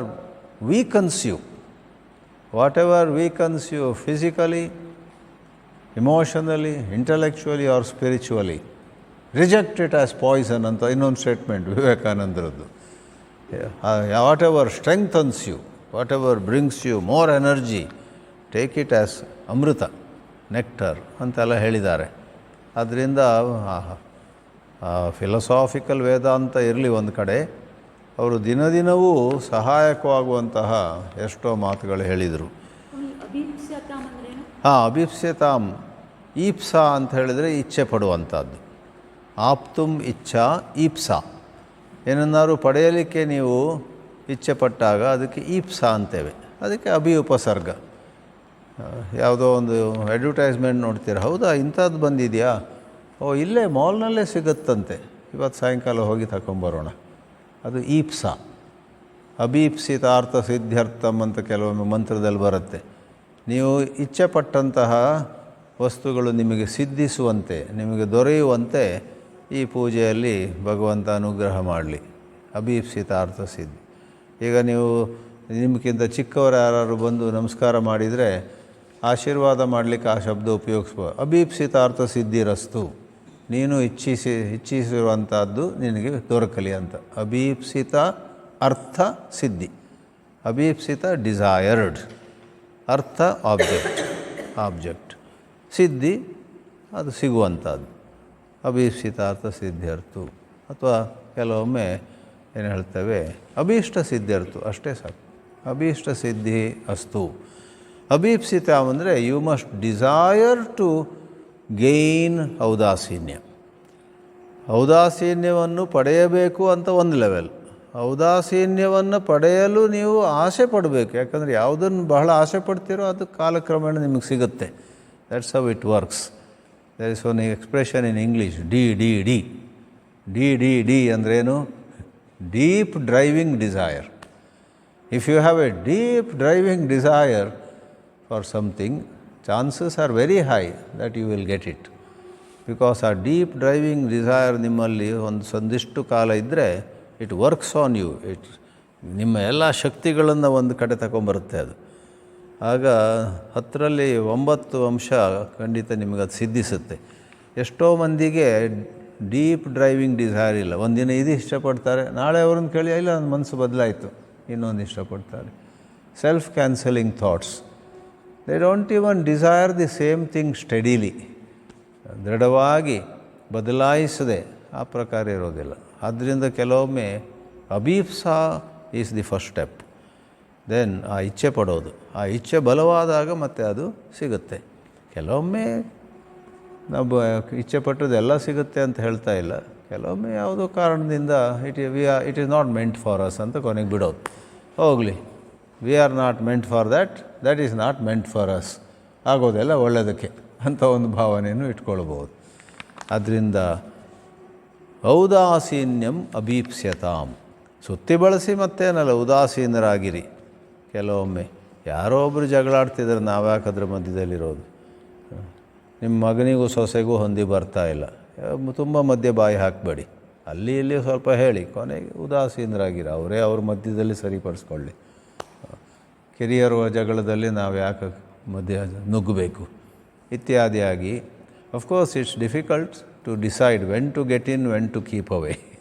life is full of ಯಾವಾಗ ನಾವು ಪ್ರವೇಶ ಮಾಡಬೇಕು, ಯಾವಾಗ ಒಂದು ವಿಷಯದಿಂದ ಸ್ವಲ್ಪ ದೂರ ಇರಬೇಕು ಅಂತ ಹೇಳೋದು ಕಷ್ಟ. ಆದರೆ ಇಲ್ಲಿ ಹೇಳಿರೋದು ದೂರ ಇರುವುದನ್ನು ಕಲ್ತ್ಕೊಳ್ಳಿ. ಎರಡೂ ಗೊತ್ತಿರಬೇಕು ನಿಮಗೆ, when to get into something. ಯಾಕಂದರೆ ಎಲ್ಲರೂ ಔದಾಸೀನ್ಯ ಮಾಡಿಕೊಂಡ್ರೆ ಮತ್ತು ಜಗತ್ತು ನಡೆಯೋದು ಹೇಗೆ? ಎಲ್ಲರೂ ಉದಾಸೀನರಾಗಿದ್ದರೆ, ಒಂದು ದಿವಸ ನಿಮ್ಮ ಮಗ ಮತ್ತು ಸೊಸೆ ನಿಮ್ಮ ಹತ್ರ ಬಂದ್ಕೊಂಡು ನಾವು 10 ದಿವಸ ಜಗಳಾಡ್ತಿದ್ದೀವಿ, ಇನ್ನೂ ಒಂದು ಸರಿಯೂ ನೀವೇನು ಮಾತಾಡಿಲ್ಲ, ಏನು ನಿಮ್ಮ ಜೀವನದಲ್ಲಿ ನಾವೇನು ಮುಖ್ಯ ಅಲ್ವಾ? ಅಷ್ಟು ಅದು ನಿಮಗೆ ಗೊತ್ತಾಗಲಿ, ನಿಮಗೆ ಗಮನಕ್ಕೆ ಬರಲಿ ಅಂತ ನಾವು ಜಗಳಾಡುವಾಗ ಸ್ವರ ಕೂಡ ಏರಿಸಿದ್ದೀವಿ. ಅತ್ತೆ ಮೇಲೆ ಕೂತಿದ್ದಾರಂತ ಅವ್ರಿಗೆ ಕೇಳಬೇಕು ಅಂತ, ಅತ್ತೆ ಮಹಡಿ ರೂಮಲ್ಲಿ ಇನ್ನೊಂದು ರೂಮಲ್ಲಿದ್ದಾರೆ. ಸೊಸೆ ಹೇಳ್ತಾಳೆ, ನಿಮಗೆ ಕೇಳಬೇಕಂತ ನಾನು ಗಂಡನಿಗೆ ಜೋರಾಗಿ ಬೈದೆ ನಿನ್ನೆ, ಆದರೂ ನೀವು ಬಾಗಿಲು ತೆಗೆದು ಏನಾಗ್ತಿದೆ ಅಂತ ಕೇಳಲಿಲ್ಲ. ಏನಿದು ನಿಮ್ಮ ಮನೇಲಿ ನಾವು ಇರಬೇಕಾ ಬೇಡವಾ? ಆ ಥರ ಆಗಬಾರ್ದು. ಸಮ್ಟೈಮ್ಸ್ ಅತ್ತೆ ಮಾವಂದಿರು ಅಥವಾ ತಂದೆ ತಾಯಿಯರು ಸ್ವಲ್ಪ ಏನಪ್ಪ ಏನಾಗ್ತಾಯಿದೆ ಹೇಳಿ, ನಾವೇನಾದರೂ ಪರಿಹಾರ ಮಾಡ್ಬೋದಾ? ಸೊ ಎರಡೂ ಬೇಕು. We must know the skill of intervening. Some other time we must have the wisdom to keep a distance. ಲೈಫಲ್ಲಿ ಎರಡೂ ಬೇಕಾಗುತ್ತೆ. ಜನಕೃಪಾ ನೈಷ್ಠುರ್ಯಂ ಉತ್ಸೃಜ್ಯತಾಂ. ಒಂದೇ ಇದು 32ನೇ ಉಪದೇಶ. ಒಂದೇ ಉಪದೇಶದಲ್ಲಿ 2 ವಿಷಯಗಳನ್ನು ದೂರ ಇಡುವುದನ್ನು ಹೇಳ್ತಿದ್ದಾರೆ. ಒಂದು ಜನಕೃಪಾ, ಇನ್ನೊಂದು ಜನ ನೈಷ್ಠುರ್ಯ. ಜನಕೃಪಾ ಅಂದರೆ ಇಂಗ್ಲೀಷಲ್ಲಿ ಅದಕ್ಕೆ ಆಬ್ಲಿಗೇಷನ್ ಅಂತೇವೆ. ಅವರಿಂದ ಇವರಿಂದ ಎಲ್ಲ ತಗೊಳ್ಳೋದು, ಏನೆಲ್ಲ ತಗೊಳ್ಳೋದು, ಕೊಟ್ಟಾಗೆಲ್ಲ ಕೊಡಿ ಅಂತ ತಗೊಳ್ಳೋದು. ಆಗೇನಾಗುತ್ತೆ, ಆ ಪ್ರಕಾರ ಅವರ ಕೃಪೆಗೆ ನಾವು ಸಿಕ್ಕಿ ಬಿದ್ದಾಗ ನಮಗೆ ಆಬ್ಲಿಗೇಷನ್. ಅವರೆಲ್ಲ ಅಷ್ಟೆಲ್ಲ ಕೊಟ್ಟರು, ನಾವೇನಾದ್ರು ಕೊಡಬೇಕು ಅವರಿಗೆ. ಅವ್ರು ನಮ್ಮನ್ನು ಪಾರ್ಟಿಗೆ ಕರೆದ್ರು ಅವ್ರ ಮನೆಯಲ್ಲಿ, ನಾವು ಅವ್ರನ್ನ ನಮ್ಮ ಮನೇಲಿ ಕರಿಬೇಕು. ಇವರೂ ಕರೆದ್ರು, ಇವ್ರ ಮನೆಗೂ ನಾವು ಹೋಗಬೇಕು. ಅವರೂ ಕರೆದ್ರು, ಅವ್ರ ಮನೆಗೂ ಹೋಗಬೇಕು. ಕೊನೆಗೆ ಎಲ್ಲ ಪ್ರತಿ ವೀಕೆಂಡ್ ಪಾರ್ಟಿಗೆ ಹೋಗ್ತಾ ಇರೋದೇ ಆಗುತ್ತೆ. ಮತ್ತು ಏನು ಒಳ್ಳೆ ಕೆಲಸ ಮಾಡಲಿಕ್ಕೆ ಸಮಯ ಸಿಗೋದಿಲ್ಲ. ಆದ್ದರಿಂದ don't fall into too many obligations. ಬರುವುದನ್ನೆಲ್ಲ ತಗೊಳ್ಬೇಡಿ. ಥ್ಯಾಂಕ್ ಯು ವೆರಿ ಮಚ್ ಅಂತ ಕೆಲವೊಮ್ಮೆ ತಗೊಳ್ಬಾರ್ದು, ಸ್ವೀಕರಿಸಬಾರ್ದು. ಎಲ್ಲರಿಂದ ಹಾಗೇ ಸಹಾಯ ತಗೊಳ್ತಾ ಇರಬಾರ್ದು, ಸ್ವಲ್ಪ ಅಭಿಮಾನವನ್ನು ಇಟ್ಕೊಂಡಿರಬೇಕು. ಅದರಿಂದ ಜನಕೃಪಾ ಅಂತ ಹೇಳಿದರೆ ಆಬ್ಲಿಗೇಷನ್ಗೆ ಕನ್ನಡದಲ್ಲಿ ಒಂದು ರೀತಿ ಋಣ ಆಗಿಬಿಡುತ್ತೆ. ಅವ್ರ ಕಡೆ ನಮಗೆ ಋಣ ಇರುತ್ತೆ, ಅದನ್ನು ಹೆಚ್ಚು ಹಾಕ್ಕೊಳ್ಬಾರ್ದು. ಯಾಕಂದರೆ ನಿಮಗೆ ಧ್ಯಾನಕ್ಕೆ ಕೂತ್ಕೊಂಡಾಗ ಹೌದು ಅವ್ರು ನಮಗೆ ನಮ್ಮ ಮಕ್ಕಳಿಗೆ ಇಷ್ಟೆಲ್ಲ ಮಾಡಿದರು, ಓಂ ನಮಃ ಶಿವಾಯ, ನಾವೇನು ಮಾಡ್ಬೋದು? ಓಂ ನಮಃ ಶಿವಾಯ. ಓಂ ನಮಃ ಶಿವಾಯಗಳ ಮಧ್ಯದಲ್ಲಿ ಇವ್ರಿಗೆ ಋಣ ಹೇಗೆ ತೀರಿಸೋದು, ಅವ್ರ ಋಣ ಹೇಗೆ ತೀರಿಸೋದು, ಋಣ ತೀರಿಸೋ ಚಿಂತೆಗಳು ಬಂದುಬಿಡ್ತವೆ. ಆದ್ದರಿಂದ ಋಣವನ್ನು ಕಡಿಮೆ ಇಟ್ಕೊಳ್ಳಿ, ಎಷ್ಟು ಬೇಕೋ ಅಷ್ಟೇ. ಅದೇ ಪ್ರಕಾರ ಇನ್ನೊಂದೇನು ಗೊತ್ತೇ, ಒಂದು ಋಣ, we feel we owe somebody something. ಇನ್ನೊಂದು ನೈಷ್ಠುರ್ಯ, ವಿ ಫೀಲ್ ಆಗ ನನ್ನ ಬಗ್ಗೆ ಮಾತಾಡಿದ್ರಂತೆ, ಅವ್ರಿಗೆ ಪಾಠ ಕಲಿಸ್ತೀನಿ ನಾನು. ಒಂದಿನ ಅವ್ರಿಗೆ ಗೊತ್ತಾಗತ್ತೆ ನಾನು ಯಾರು ಅಂತ. ನನ್ನನ್ನು ಭಾಳ ಅಂಡರ್ ಎಸ್ಟಿಮೇಟ್ ಮಾಡಿದ್ದಾರೆ, ನಾನು ಏನಂತ ತಿಳ್ಕೊಂಡಿದ್ದಾರೆ ಅವರು ಇತ್ಯಾದಿಯಾಗಿ. ನಮ್ಮೊಳಗೆ ಸಿಟ್ಟು ಬರುತ್ತೆ. ನೈಷ್ಠುರ್ಯ, ನಿಷ್ಠುರ. ಯಾರ ಜೊತೆ ನಿಷ್ಠುರ ಬೇಡ. ಆದಷ್ಟು ಮಟ್ಟಿಗೆ ಜನರ ಜೊತೆ ನಮಗೆ ನಿಷ್ಠುರ, ಅದದ್ದೇ ನಿಷ್ಠುರ ವಿಶೇಷಣ ಆ್ಯಜೆಕ್ಟಿವ್, ನೈಷ್ಠುರ್ಯ ಈಸ್ ನಾಮಪದ ನೌನ್. ನಿಷ್ಠುರ ಬಿಕಮ್ಸ್ ನೈಷ್ಠುರ್ಯ, ಧೀರ ಬಿಕಮ್ಸ್ ಧೈರ್ಯ. ಇದೊಂದು ಲಘು ಅಂದರೆ ಆ್ಯಜೆಕ್ಟಿವ್, ಲೈಟ್, ಲಾಘವ. ಮೃದು ಬಿಕಮ್ಸ್ ಮಾರ್ಧವ. ಸಂಸ್ಕೃತದಲ್ಲಿ ಆ ಪ್ರಕಾರ ಈ noun formation is very interesting grammar topic. ಹೇಗೆ ಇಂಗ್ಲೀಷ್ನಲ್ಲಿ ಎಷ್ಟೋ ಅಡ್ಜೆಕ್ಟಿವ್ಸಿಗೆ ನೆಸ್ ಸೇರಿಸಿದರೆ ನಾಮಪದ ಸಿಗುತ್ತೆ. ಕೋಲ್ಡ್ನೆಸ್. ಹೀಟ್ ಅನ್ಬೋದು ಅಥವಾ ಹಾಟ್ನೆಸ್ ಸೇರಿಸ್ಬೋದು. ಇನ್ನು ಕೆಲವು ಕಡೆಯಲ್ಲಿ capable, we rather say capability ಕೂಡ ಇದೆ, ಬಟ್ ಕೇಪಬಲ್ನೆಸ್ ಅಂತ ಹೇಳೋದಿಲ್ಲ. ಸೊ ಎಲ್ಲ ಭಾಷೆಯಲ್ಲೂ that's a topic, how we move from adjective to noun and noun to adjective, adverb, ಇದೆಲ್ಲ. ಇತ್ತೀಚಿನ ಮಕ್ಕಳಿಗೆ ಪೇಷನ್ಸೇ ಇಲ್ಲ. ಆ ರೂಲ್ಸ್ ಎಲ್ಲ ಹೇಳಬೇಡಿ ಸರ್, ನಮಗೆ ಪ್ರಾಕ್ಟೀಸ್ ಕೊಟ್ಬಿಡಿ ಅಂತ. When I teach Sanskrit I go all rules and rules, then examples. ಮದ್ರಾಸಲ್ಲಿ ಒಬ್ಬರು ನನಗೆ ಬುದ್ಧಿ ಹೇಳಿದರು, ಸ್ವಾಮೀಜಿ ನೀವು ಹಾಗೆಲ್ಲ ಈಗಿನ ಕಾಲದಲ್ಲಿ ನೀವು ರೂಲ್ಸ್ ಹೇಳಲೇಬಾರ್ದು, ಅವ್ರಿಗೆ ಪ್ರಾಕ್ಟೀಸ್ ಕೊಟ್ಬಿಡ್ಬೇಕಂತ. ನನಗೇನೋ ಭಯ, ಆ ಥರ ರೂಲ್ಸ್ ಎಲ್ಲ ತಿಳಿಸ್ದೇನೆ ವ್ಯಾಕರಣ ಹೇಳ್ತಾ ಅದು ಭಾಷೆಯನ್ನು ತಿಳಿಸೋಕೆ ಹೋದರೆ ಆಮೇಲೆ ಇಂಗ್ಲೀಷಲ್ಲಿ ಹೇಳ್ತಾರಲ್ಲ ಒಂದು ಬಟ್ಲರ್ ಇಂಗ್ಲೀಷ್ ಅಂತ. ಬಟ್ಲರ್ ಇಂಗ್ಲೀಷ್ ಅಂದರೆ there are lot of grammar mistakes. ಅದೇ ಥರ ಬಟ್ಲರ್ ಸಂಸ್ಕೃತ ಆಗಿಬಿಡುತ್ತೆ. ಮತ್ತು ಅಲ್ಲಿ ಇಲ್ಲಿ ವ್ಯಾಕರಣ ದೋಷಗಳು ಬರ್ತವೆ. ಹಳೆ ಕಾಲದ ನಮಗೆ ವ್ಯಾಕರಣ ದೋಷ ಏನಾದ್ರು ನೋಡಿದಾಗ ಕಷ್ಟ ಆಗುತ್ತೆ.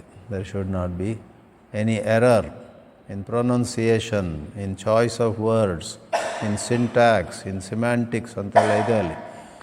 ನೈಷ್ಠುರ್ಯ ಅಂದರೆ ಯಾರ ಜೊತೆ ಹಗೆಯೂ ಬೇಡ ನಮಗೆ. ಹಗೆ ಮೀನ್ಸ್ ದ್ವೇಷ, ವೈರ. ನಿಷ್ಠುರ ಅಂದರೆ ಆ ಪ್ರಕಾರ. ಯಾರ ಜೊತೆ ಅನಾವಶ್ಯಕವಾಗಿ ಋಣ ಇರಬಾರ್ದು. ಎಲ್ಲರ ಜೊತೆ ಸ್ನೇಹ, ಎಲ್ಲರ ಜೊತೆ ಸದ್ಭಾವನೆ ಇದ್ದರೆ ಸಾಕು. ನಮ್ಮ ಪಾಡಿಗೆ ನಾವು ನಮ್ಮ ಸಾಧನೆ ಮಾಡೋಣ. ಇವ್ರ ಜೊತೆ ಜಗಳ, ಅವ್ರ ಜೊತೆ ತುಂಬ ದಾಕ್ಷಿ ಏನು ಹೇಳ್ತಾರೆ ಅದಕ್ಕೆ, ಅಬ್ಲಿಗೇಷನ್ ಏನು. So avoid obligations, avoid any fight and conflict and revengefulness, ಇದೆಲ್ಲ. ಇವಾಗ ಕೊನೆಯ ಶ್ಲೋಕದಲ್ಲಿ ಬಹಳ ಎತ್ತರದಲ್ಲೀಗ ಈ ಕೊನೆಯ ಶ್ಲೋಕದಲ್ಲಿ ಹೇಳುವಂಥ ಮಾತುಗಳು ಸ್ವಲ್ಪ ಎತ್ತರಕ್ಕೆ ಹೋಗ್ತವೆ. ಏಕಾಂತೆ ಸುಖಮಾಸ್ಯತಾಂ ಪರತರೇ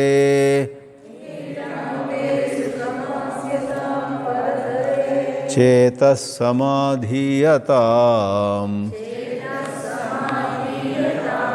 ಪೂರ್ಣಾತ್ಮಾ ಸುಸಮೀಕ್ಷ್ಯತಾಂ ಜಗದಿದಂ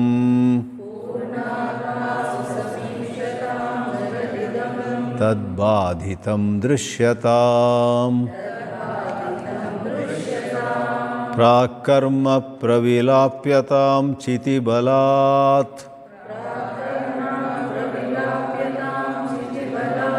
ನಾಪ್ಯುತ್ತರೈಶ್ಲಿಷ್ಯತಾಂ ಪ್ರಾರಬ್ಧಂ ತ್ವಿಹ ಬುಜ್ಯತಾಮತ ಪರ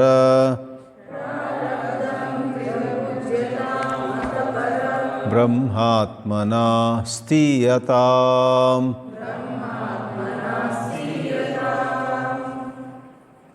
ಬದುಕಿನಲ್ಲಿ ಒಂದು ಹಂತದಲ್ಲಿ ನಾವು ಹೆಚ್ಚು ಜನರ ಜೊತೆ ಸೇರಬೇಕು, ನಾವು ಹೆಚ್ಚು ಜನರನ್ನು ತಿಳ್ಕೊಳ್ಬೇಕು, ಹೆಚ್ಚು ಜನರನ್ನು ನಮ್ಮನ್ನು ತಿಳ್ಕೊಂಡಿರಬೇಕು, ಸಂಪರ್ಕಗಳಿರಬೇಕು, ಸಂಬಂಧಗಳಿರಬೇಕು. ಯಾರೂ ಕೂಡ ಒಂದು ಗುಹೆಯಲ್ಲಿ ಕೂತ್ಕೊಂಡ್ರೆ ಜೀವನ ನಡೆಯೋದು ಹೇಗೆ? ಜನ ಸಂಪರ್ಕ, ಕಾಂಟ್ಯಾಕ್ಟ್ಸ್ ಖಂಡಿತ ಅದೊಂದು ಸಂಪತ್ತು.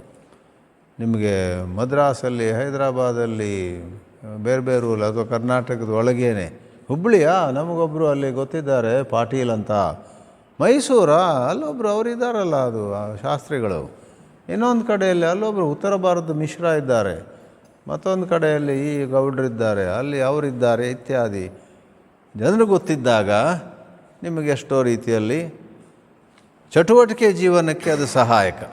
ಅದರ ಅಧ್ಯಾತ್ಮದಲ್ಲಿ ಇನ್ನೊಂದು ಹಂತದಲ್ಲಿ ಆ ಚಟುವಟಿಕೆಯೇ ಕಾಲಿಗೆ ಸಿಕ್ಕಿದ ಮುಳ್ಳಿನಂತಿರುತ್ತೆ. ಯಾಕಂದರೆ ಫೋನ್ ಕಾಲ್ ಬರ್ತಾ ಇರುತ್ತೆ, ಲೆಟರ್ಸ್ ಬರ್ತಾ ಇರುತ್ತೆ, ಇಮೇಲ್ಗಳು ಬರ್ತಾ ಇರ್ತವೆ. ಇದೊಂದು ವಾಟ್ಸ್ಯಾಪ್ ಬಂದೀಗ ನಮ್ಮೆಲ್ಲರ ಬದುಕು ಎಷ್ಟು ಅಲಗಾಡಿಬಿಟ್ಟಿದೆ ಅಂತ ಹೇಳಿದರೆ, ಮೊನ್ನೆ ಒಬ್ಬರು ಹೇಳಿದರು, ಹಿಂದಿನ ಕಾಲದಲ್ಲಿ ಮಾನವ ಜಾತಿಗೆ ಬಯಾಲಜಿಯಲ್ಲಿ ಹೆಸರಿದ್ದದ್ದು ಹೋಮೋ ಸೇಪಿಯನ್ಸ್, ಗೊತ್ತಲ್ಲ, ಹೋಮೋ ಸೇಪಿಯನ್ಸ್. ಈಗ ಅದು ಬದಲಾಗಿಬಿಟ್ಟಿದೆಯಂತೆ joke, homo whatsapiens. Human species is renamed. ಬೇಕಾದರೆ ಒಂದು ಗುಂಡು ಹೊಡೆದು ಬಿಡಿ. ಒಂದು ಕಾನ್ಫರೆನ್ಸ್ ಆಯಿತು ಸ್ವಿಟ್ಜರ್ಲ್ಯಾಂಡಲ್ಲಿ, ಅಲ್ಲಿ ಎಲ್ಲ ಸಬ್ಜೆಕ್ಟ್ ಎಕ್ಸ್ಪರ್ಟ್ಸ್ ಡಿಸೈಡೆಡ್ ಅಂತ. ಅದೇನಾಗಿಲ್ಲ. We still are homo sapiens. And ಬಹುಶಃ ಈ ಟೆಕ್ನಾಲಜಿ ಬೆಳೆಯೋದು ನೋಡಿದರೆ ಬಹುಶಃ ವಾಟ್ಸಾಪ್ ಕೂಡ ಇನ್ನೊಂದು ಕೆಲವು ವರ್ಷದಲ್ಲಿ ಮರೆಯಲ್ಪಡ್ತದೆ. ಏನೋ ಹೊಸದು ಬರುತ್ತೆ. ಈಗ ನಮಗೆ ವಾಟ್ಸಾಪ್ ಇಲ್ಲದೆ ಬದುಕೋದೇ ಕಷ್ಟ. ಬೆಳಗ್ಗೆ ಎದ್ದಾಗ ಫಸ್ಟ್ ಅಲಾರ್ಮ್ ಹೊಡೆದಾಗ ಅದು ಅಲಾರ್ಮ್ ನಿಲ್ಲಿಸ್ತೀವಿ, ವಾಟ್ಸಾಪ್ ನೋಡ್ತೀವಿ, ಏನಾದರೂ $1 ಮಿಲಿಯನ್ ವಿಷಯ ಬಂದಿದೆಯಾ ಅಂತ. ರಾತ್ರಿ ಮಲಗುವಾಗ ಕೂಡ ಜಪ ತಪ ಎಲ್ಲ ಆಯಿತು, ಓಂ ನಮಃ ಶಿವಾಯ, ಓಂ ನಮಃ ನಾರಾಯಣಾಯ, ಓಂ ಶ್ರೀ ಲಲಿತಾಂಬಿಕಾಯ ನಮಃ ಎಲ್ಲ ಹೇಳಿದ ನಂತರ ಇನ್ನೇನು ಒಂದು ಸಾರಿ ನೋಡ್ತೀನಿ ಏನಾದ್ರು ಮೆಸೇಜ್ ಬಂತಾ? ಏನೂ ಬಂದಿರೋದಿಲ್ಲ. ಕುತೂಹಲ. ಆ ಪ್ರಕಾರ ಜನಸಂಪರ್ಕ ಹೆಚ್ಚಾಗಿಬಿಟ್ರೆ ಏನಾಗುತ್ತೆ, ಅಷ್ಟೇ ವಿಕ್ಷೇಪಗಳು, distractions. The mind is always distracted. So in adhyatma typically as we get older, typically ಸಾಕಷ್ಟು ಮಟ್ಟಿಗೆ ನಮಗೆ ದೈನಿಕ ಜೀವನ ಚೆನ್ನಾಗಿ ನಡೀತಾ ಇದೆ ಅಂತ ಇಟ್ಕೊಳ್ಳಿ. ಆವಾಗ ಏಕಾಂತೆ ಸುಖಂ ಆಸ್ಯತಾಂ.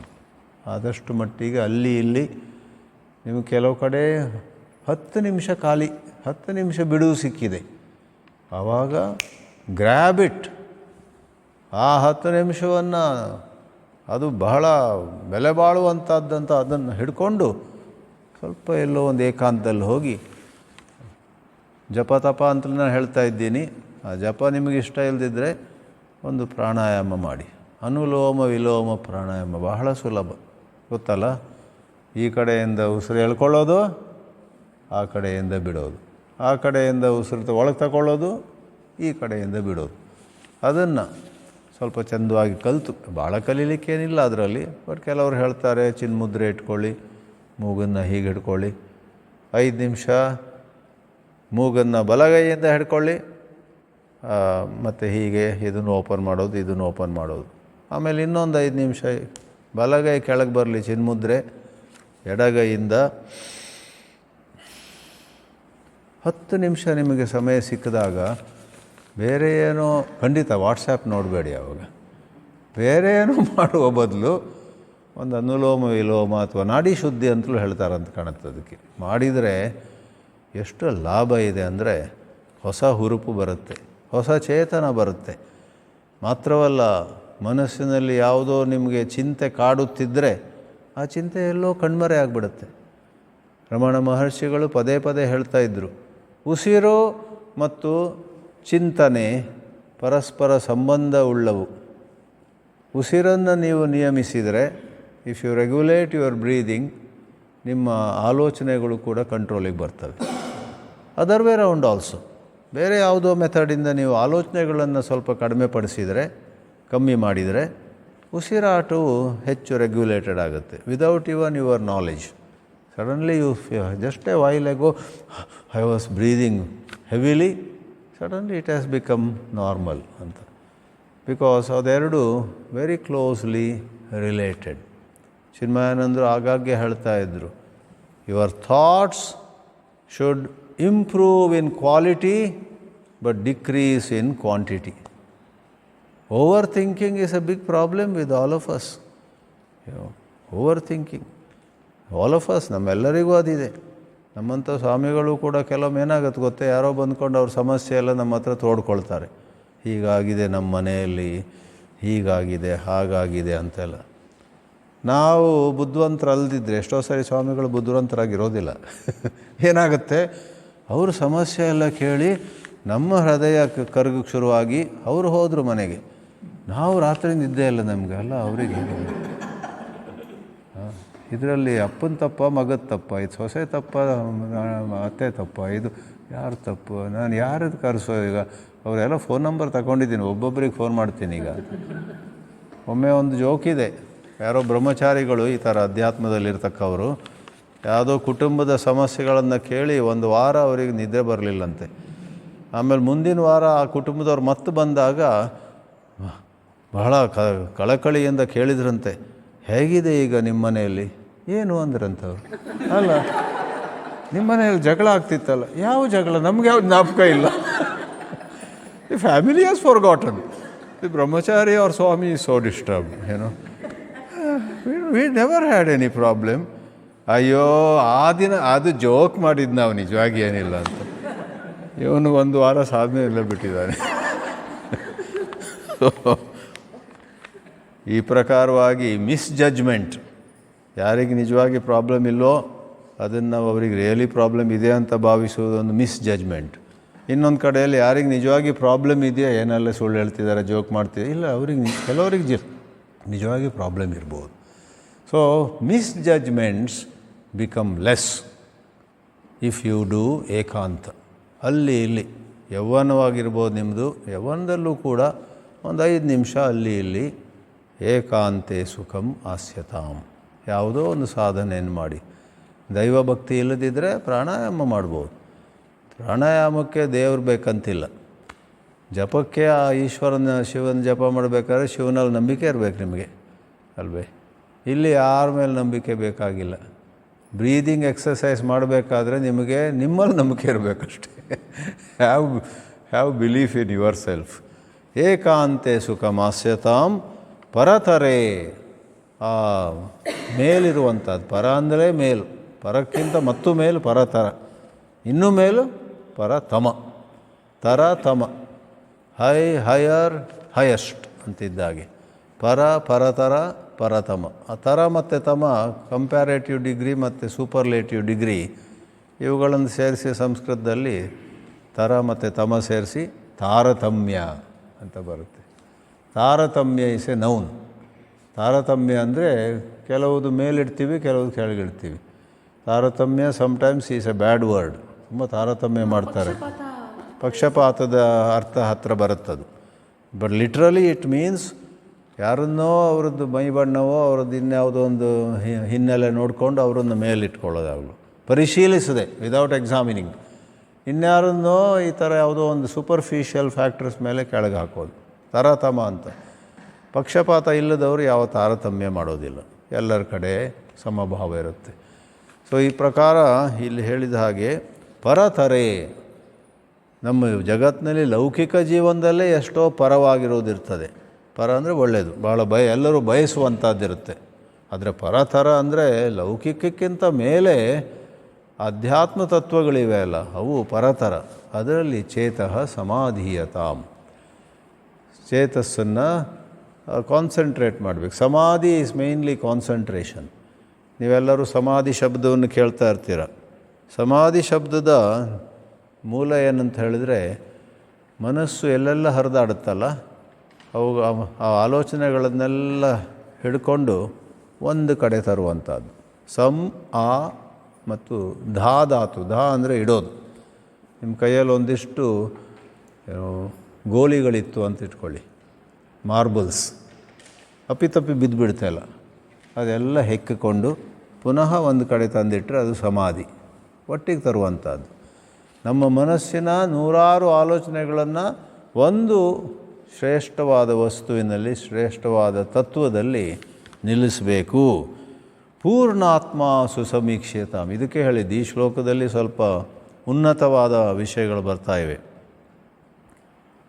ಪೂರ್ಣಾತ್ಮ, ನಾವು ಎಲ್ಲಿವರೆಗೆ ಇದೊಂದು ವ್ಯಕ್ತಿ ನಾನು, ಇದೊಂದು ಜೀವಾತ್ಮ ನಾನು ಹೆಂಗಸು, ನಾನು ಗಂಡಸು, ನಾನು ಓದಿದವನು, ನಾನು ಹೆಚ್ಚು ಓದದಿದ್ದವನು ಇತ್ಯಾದಿ ಇಟ್ಕೊಳ್ತೀವಲ್ಲ, ಆಗ ಅದು ಅಲ್ಪಾತ್ಮ.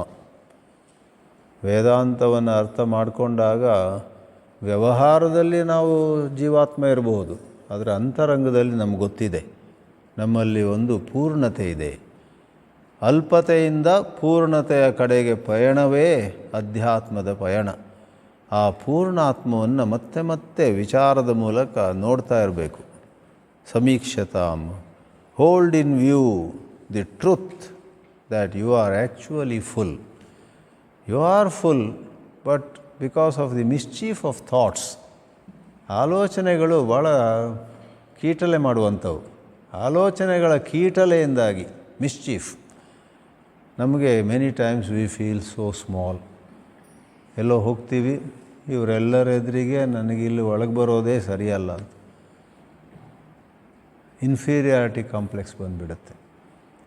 ಎಸ್ಪೆಷಲಿ ಜೀವನದಲ್ಲಿ ಕೆಲವುದು ಹಿಂದೆ ಮುಂದಾಗಿಬಿಟ್ರೆ, ಅಪ್ಪಿತವೇನೋ ಕೆಟ್ಟದಾಗಿಬಿಟ್ರೆ, ಆಗ ಅವರ್ ಸೆಲ್ಫ್ ಕಾನ್ಫಿಡೆನ್ಸ್ ಫಾಲ್ಸ್. ನಮ್ಮ ಕೈಯಿಂದ ಅದು ಇದು ತಪ್ಪಾದರೆ ಉದಾಹರಣೆಗೆ ನಾವು ಡ್ರೈವ್ ಮಾಡ್ತೀವಿ, ಎಲ್ಲೋ ಒಂದು ಕಡೆ ಒಂದು ನಾಯಿಗೆ ಹೊಡೆದ್ಬಿಟ್ವಿ, ಮನುಷ್ಯರು ಬಿಡಿ, ಒಂದು ನಾಯಿಗೆ ಹೊಡೆದ್ವಿ, ಅದು ಬದಿಯಕ್ಕೆ ಹೋಯ್ತು, ಭಾಳ ಇಂಜೂರ್ ಆಯ್ತು, ನಾವು ಮುಂದೆ ಹೋದ್ವಿ. ಕೆಲವು ಗಂಟೆಗಳ ಕಾಲ ಆ ನಾಯಿ ಕೂಗಿದ್ದು, ಅದು ಅಲ್ಲಿ ಬಿದ್ದದ್ದು ಕಣ್ಣಿಗೆ ಬರುತ್ತೆ. ಆಗ ನಮ್ಮ ಬಗ್ಗೆನೇ ಏನು ಮಾಡಿಬಿಟ್ಟೆ ನಾನು, 15 ವರ್ಷದಿಂದ ಡ್ರೈವ್ ಮಾಡ್ತಿದ್ದೀನಿ, ಇವತ್ತೊಂದು ನಾಯಿಗೆ ಹೊಡೆದ್ಬಿಟ್ಟೆ ಅಂತ. ಜನರಿಗೆ ನೋವು ಮಾಡಿದಾಗಲೂ ಹಾಗೆ. ನಮಗೆ ಸ್ಮೃತಿಗಳು, memories flood our mind and make our self esteem go down. Vedanta does the opposite. ಯಾವ ರೀತಿಯಲ್ಲೇ ನಿಮ್ಮಲ್ಲಿ ನಿಮ್ಮ ಬಗ್ಗೆ ಹೀನ ಕಲ್ಪನೆ, ಹೀನ ಗ್ರಂಥಿ ಅಂತೇವೆ. Inferiority complex is translated by some scholar ಹೀನ ಗ್ರಂಥಿ. ಆ್ಯಂಡ್ ಸಾಕಷ್ಟು ಕಾರಣ ಇಲ್ಲದೆ ನೀವೆಲ್ಲರಿಗಿಂತ ನಾನೇ ರಾಜ, ನಾನೇ ಇಂದ್ರ, ನಾನೇ ಚಂದ್ರ ಅಂತ ಹೇಳ್ಕೊಂಡು ಹೋದರೆ ಅದಕ್ಕೆ superiority complex. That is also not truth. ಅದಕ್ಕೆ ಉಚ್ಚ ಗ್ರಂಥಿ ಅಂತಾರೆ. ಕೆಲವರಿಗೆ ಉಚ್ಚ ಗ್ರಂಥಿಯಿಂದ ಜೀವನದಲ್ಲಿ ಎಡವಟ್ಟಾಗತ್ತೆ, ಸರಿಯಾಗಿರೋದಿಲ್ಲ ಅವರು. ಕೆಲವರಿಗೆ ಹೀನ ಗ್ರಂಥಿ. Inferiority complex is very common. One feels fish out of water. ಅಲ್ಲಿ ಸರಿಯಾಗೋದಿಲ್ಲ ಅವರಿಗೆ. ಅದನ್ನೆಲ್ಲ ಹೋಗಲಾಡಿಸ್ಬೇಕಾದ್ರೆ ಅಧ್ಯಾತ್ಮವೇ ಪರಮೌಷಧ. ಅಧ್ಯಾತ್ಮದಲ್ಲಿ, ವೇದಾಂತದಲ್ಲಿ ಆ ಆತ್ಮಚಿಂತನೆ ಮಾಡಿಕೊಂಡಾಗ ನಾವು ಯಾವ ರೀತಿಯಲ್ಲೂ ಯಾರಿಂದಲೂ ಮೇಲಲ್ಲ, ಯಾವ ರೀತಿಯಲ್ಲಿ ಯಾರಿಂದಲೂ ನಾವು ಕೀಳು ಅಲ್ಲ. ಮೇಲು ಕೀಳು ಅನ್ನೋದನ್ನೆಲ್ಲ ಬುಡ ಸಹಿತ, ಬೇರು ಸಹಿತ ದೂರ ಮಾಡಬೇಕಾದ್ರೆ ಸರ್ಕಾರ ಇನ್ನೊಂದಿಷ್ಟು ಕಾನೂನು ಮಾಡುವಂಥದ್ದು, ನಿಯಮ ಮಾಡುವಂಥದ್ದು, ಅದರಿಂದ ಹೆಚ್ಚು ದೂರ ಹೋಗೋದಿಲ್ಲ. ಶ್ರೀರಾಮಕೃಷ್ಣ ಹೇಳ್ತಾ ಇದ್ದರು, ಸಮಾಜದಲ್ಲಿರುವಂತಹ ಬೇರೆ ಬೇರೆ ಭೇದಗಳು ಯಾವಾಗ ಹೋಗ್ತೇವೆಂದರೆ, ಯಾರ ಮನಸ್ಸಿನಲ್ಲಿ ದೇವರ ಬಗ್ಗೆ ಭಕ್ತಿ ಇರುತ್ತೋ. ಕೆಲವೊಮ್ಮೆ ಹಾಗೆ ಆಗುತ್ತೆ ನೋಡಿ. ನಾವು ಒಂದು ಒಳ್ಳೆ ಭಜನೆ ಕಾರ್ಯಕ್ರಮಕ್ಕೆ ಹೋಗ್ತೇವೆ. ನಮ್ಮ ಹಿನ್ನೆಲೆಯಲ್ಲಿ ಕೆಲವರು ಶ್ರೀಮಂತರು, ಕೆಲವರು ಬಡವರು, ಕೆಲವರು ಓದಿದವರು, ಕೆಲವು ಓದಿದ್ದವರು, ಕೆಲವು ಸೋಕಾಲ್ಡ್ ಉಚ್ಚ ಜಾತಿ, ಕೆಲವು ಸೋಕಾಲ್ಡ್ ಏನೆಲ್ಲ ಇರುತ್ತೆ. ಆದರೆ ಅದು ಯಾರೋ ಒಬ್ಬರು ಚಂದವಾಗಿ ಭಜನೆ ಹಾಡುವಾಗ ನಮಗೂ ಕೂಡ ಅದರಲ್ಲಿ ಆಸಕ್ತಿಯಾಗಿ ಆನಂದದಲ್ಲಿ ಕೆಲವೊಮ್ಮೆ ಆನಂದ ಬಾಷ್ಪವೂ ಬರ್ತಿರುತ್ತೆ. ಆಗ ಯಾರ ಮನಸ್ಸಿನಲ್ಲೂ ಕೂಡ ನನ್ನ ಪಕ್ಕದಲ್ಲಿ ಕೂತವ್ರು ನನಗಿಂತ ಮೇಲೆ, ಈ ಕಡೆ ಕೂತವಳು ನನಗಿಂತ ಕೀಳು, ಮೇಲು ಕೀಳು ಎಲ್ಲ ಹೋಗುತ್ತೆ. ಶ್ರೀರಾಮಕೃಷ್ಣರು ಭಕ್ತಿಯ ಭಾಷೆಯನ್ನು ಹೇಳ್ತಾಯಿದ್ರು. ಜ್ಞಾನದ ಭಾಷೆಯಲ್ಲಿ ವೇದಾಂತ ಹಾಗೆ, ಪೂರ್ಣಾತ್ಮ ಸುಸಮೀಕ್ಷತಾಂ. ಆಗ ನೀವು ಮೇಲು ಕೀಳು ಭೇದ ಭಾವ ಮಾಡೋದಿಲ್ಲ. ಯಾರಾದರೂ ಮಾಡೋರು ನಿಮ್ಮ ಕಣ್ಣಿಗೆ ಬಂದರೆ ಅವ್ರ ಬಗ್ಗೆ ಕೂಡ ನಿಮಗೆ ಅನುಕಂಪ ಆಗುತ್ತೆ. ಇನ್ನೂ ಅಜ್ಞಾನದಲ್ಲಿದ್ದಾನವನು, ಅವನು ಇನ್ನೂ ಕೂಡ ಎಲ್ಲ ಭಾಳ ಓದ್ಕೊಂಡಿದ್ದಾನೆ, ಆದರೆ ಅವನ ಮನಸ್ಸಲ್ಲಿ ತಪ್ಪು ಕಲ್ಪನೆಗಳು ತುಂಬ ಇದೆ. ಆದ್ದರಿಂದ ಭೇದ ಭಾವ ಮಾಡ್ತಾನೆ. ಅವನಿಗೆ ಸಹಾಯ ಮಾಡೋಣ ಅಂತ ಅವನ ಮೇಲೂ ಸಿಟ್ಟಿರೋದಿಲ್ಲ. Because you have reason to such great height. ಪೂರ್ಣಾತ್ಮ ಸುಸಮೀಕ್ಷತಾಂ ಜಗದಿದಂ ತದ್ ಬಾಧಿತಂ. ಎಲ್ಲ ಪರಸ್ಪರ ಸಂಬಂಧವುಳ್ಳಂಥ ಇನ್ಸ್ಟ್ರಕ್ಷನ್ಸ್. ಎಷ್ಟರ ಮಟ್ಟಿಗೆ ನೀವು ಆ ಬಿರುಕು ಇಲ್ಲದಂತಹ, ಬಿರುಕು ಅಂದರೆ ಸ್ಪ್ಲಿಟ್ ಅಥವಾ ಒಂದು ಡಿವಿಷನ್, ಸೆಪರೇಟ್ ಆಗೋದು, ಸೆಪರೇಷನ್, ಡಿವಿಷನ್, ಅದ್ಯಾವುದೂ ಇಲ್ಲದಂತಹ ಒಂದು ಅರಿವು ನಿಮಗೆ ಬರುತ್ತೋ ನಿಮ್ಮ ಬಗ್ಗೆನೇ, ಅಷ್ಟರ ಮಟ್ಟಿಗೆ ಈ ಮೊದಲು ಯಾವ ರೀತಿ ಜಗತ್ತು ತೋರ್ತಿತ್ತಲ್ಲ, ಮೊದಲು ನಮ್ಮ ಅಜ್ಞಾನದಲ್ಲಿ ಜಗತ್ತಲ್ಲಿ ಎಲ್ಲ ಕಡೆ ಮೇಲು ಕೀಳು, ಅದು ಚೆಂದ, ಇದು ಒಳ್ಳೆಯದಲ್ಲ, ಇದು ನನಗೆ ಸಿಗಬೇಕು, ಅದರಿಂದ ದೂರ ಇರಬೇಕು, ಆಲ್ವೇಸ್ ಯು ಆರ್ ಡಿವೈಡಿಂಗ್. ಅದು ಬಾಧಿತವಾಗ್ತದೆ, negated, it gets invalidated. The divisions no more are valid. ಹೆಚ್ಚಂದರೆ ನಿಮಗೆ ಜ್ಞಾಪಕ ಆಗ್ಬೋದು, ಒಂದು ಕಾಲದಲ್ಲಿ ನಾನು ಕನ್ನಡಕ ಹಾಕಿದವರು ಬುದ್ಧಿವಂತರು ಅಂದ್ಕೋತಿದ್ದೆ. ಕನ್ನಡಕ ಇಲ್ದಿದ್ದವರಿಗೆ ಏನು ಬುದ್ಧಿ ಇದೆ ಅಂತ. ಕೆಲವರಿಗೆ ಆ ಬುದ್ಧಿ ಇರುತ್ತೆ. ಈ ಜಗತ್ತಿನಲ್ಲಿ ಕೆಲವರು ಅಂದ್ಕೊಳ್ತಾರೆ ಮೂಗು ಸ್ವಲ್ಪ ಉದ್ದ ಇದ್ದವರು ಚತುರರು ಅಂತ. ಮೂಗಿಗೂ ಚತುರತೆಗೂ ಏನು ಸಂಬಂಧ ಇದೆ? ಅದೇ ಪ್ರಕಾರವಾಗಿ ಜಾತಿ ಅಂತೆ, ಮೈಬಣ್ಣ ಅಂತೆ, ಎತ್ತರ ಅಂತೆ, ಯುರೋಪಿಯನ್ನ, ಇಂಡಿಯನ್ನ, ನಾರ್ತ್ ಇಂಡಿಯನ್ನ, ಸೌತ್ ಇಂಡಿಯನ್ನ. ಇನ್ನು ಕೆಲವು ಬಾರಿ ಈ ತಮಿಳಿಯರನ್ನೇನು ನಂಬೇಡಿ ಅಂತ, ಅವರು ಕನ್ನಡಿಗರನ್ನು ನಂಬೇಡಿ ಅಂತ. ಆಮೇಲೆ ನಾವು ಎಲ್ಲ ಒಂದಿಷ್ಟು ತಮಿಳ್ ಫ್ರೆಂಡ್ಸ್ ಮಾಡಿಕೊಂಡಾಗ ನಮ್ಗೆ ಕಣ್ಣು ತೆರೆಯುತ್ತೆ, ಇಲ್ಲ ತಮಿಳರಲ್ಲೂ ಒಳ್ಳೆಯವರು ಇದ್ದಾರೆ, ಕೆಟ್ಟವರು ಇದ್ದಾರೆ. ಕನ್ನಡಿಗರಲ್ಲೂ ಗುಂಡಾಗಳು ಇದ್ದಾರೆ, ಸಾಧುಗಳು ಇದ್ದಾರೆ. ಹೆಂಗಸರಲ್ಲೂ ಕೂಡ ಒಳ್ಳೆಯವರು ಇದ್ದಾರೆ, ಕಪಟಿಗಳು ಇದ್ದಾರೆ, ಗಂಡಸರಲ್ಲೂ. So we realise that on those forms of basis to hold on to a view is so stupid actually. ಆಗ ಹಿಂದೆ ನಾವು ನೋಡಿದ ಜಗತ್ತು ಎಲ್ಲಿ ನಾವು ಸೂಪರ್ಫಿಷಿಯಲ್ ಫ್ಯಾಕ್ಟರ್ಸ್ನಲ್ಲಿ ಜಡ್ಜ್ ಮಾಡ್ತಿದ್ವೋ ಅದರಿಂದ ಕೆಲವೊಮ್ಮೆ ಸುಖ, ಕೆಲವೊಮ್ಮೆ ದುಃಖ, ಕೆಲವೊಮ್ಮೆ ಭಯ, ಕೆಲವೊಮ್ಮೆ ನೆಮ್ಮದಿ ಎಲ್ಲ ಆಗ್ತಿತ್ತು ನಮಗೆ. ಈಗ ಅದೇನಿಲ್ಲ. ಆ ಹಳೆಯ ಜಗತ್ತು ಬಾಧಿತವಾಯಿತು. ಜಗದಿದಂ ಪೂರ್ಣಾತ್ಮದೃಷ್ಟ್ಯಾ ಬಾಧಿತಂ ಭವತಿ. ಆದರೆ ಹಿಂದೆ ನಾವು ಮಾಡಿದ ಕರ್ಮ ನಮ್ಮನ್ನು ಬಿಡುತ್ತ್ಯಾ ಅಂತ ಯಾರು ಕೇಳಿದರೆ ಅದಕ್ಕೂ ಉತ್ತರ ಒಂದೇ. ಹಿಂದೆ ಮಾಡಿದ್ರ ಬಗ್ಗೆ ಭಯಪಡಬೇಡಿ. ಈವಾಗ ಕ್ಷಣ ಕ್ಷಣವೂ ಕೂಡ ಪ್ರಜ್ಞೆಯಿಂದ ವರ್ತಿಸಿ. ಒಂದಿಷ್ಟು ಸತ್ಸಂಗ ಮೂಲಕ ಕಲ್ತಿದ್ದೀರಾ ನೀವು, ಒಂದಿಷ್ಟು ಅರಿವು ಬಂದಿದೆ. ಆ ಅರಿವನ್ನು ದೃಢವಾಗಿ ಹಿಡ್ಕೊಳ್ಳಿ. ಅರಿವೇ ಗುರು ಅಂತ ಕನ್ನಡದಲ್ಲಿ ಅದಕ್ಕೆ ಹೇಳೋದು. ಆ ಅರಿವಿನಲ್ಲಿ ನೀವು ನಿಂತಿದ್ದೀರಾ ಅಥವಾ ಆ ಅರಿವು ಪುಸ್ತಕ ಓದಿ ಅಲ್ಲಿ ಪುಸ್ತಕ ಬದಿ ಇಟ್ಟಾಗ ಅದು ಪುಸ್ತಕದ ಜೊತೆ ಅದು ಹೋಯ್ತು. ಆ ಅರಿವು ಆ ಪುಸ್ತಕ ಮುಚ್ತೀರಿ ನೋಡಿ, ಆಗ ಅರಿವು ಕೊಡೋದು. Understanding also closed in a box ಆಸ್ದು. ಹಾಗಾಗಬಾರ್ದು. ಪುಸ್ತಕ ಓದಿದ್ರಿ, ಸಂತೋಷ ಆಯಿತು, ಇದು ಎಷ್ಟು ಒಳ್ಳೆ ವಿಚಾರ ಇದೆ ಅಂತ ಪುಸ್ತಕ ಇಟ್ರಿ. ಈಗಲೂ ಕೂಡ ಆಗ ಯಾರು ನೋಡೋಕೆ ಬರ್ತಾರೆ ನಿಮ್ಮನ್ನು, 5-6 ಜನ. ಅಲ್ಲಿ ದೊರೆತಂತಹ ಒಂದು high understanding you should reflect now. So take care of the present, the past will be also handled. That is the sutra. Live rightly in the present. ವರ್ತಮಾನದಲ್ಲಿ ಚೆನ್ನಾಗಿ ವರ್ತಿಸಿ, ಚೆನ್ನಾಗಿ ಜೀವಿಸಿ. ಆವಾಗ ಹಿಂದೆ ನೀವು ಮಾಡಿದ ತಪ್ಪುಗಳು ತಾವಾಗಿಯೇ ಶಿಥಿಲವಾಗ್ತವೆ, ದುರ್ಬಲವಾಗ್ತವೆ, ಕ್ಷೀಣವಾಗ್ತವೆ.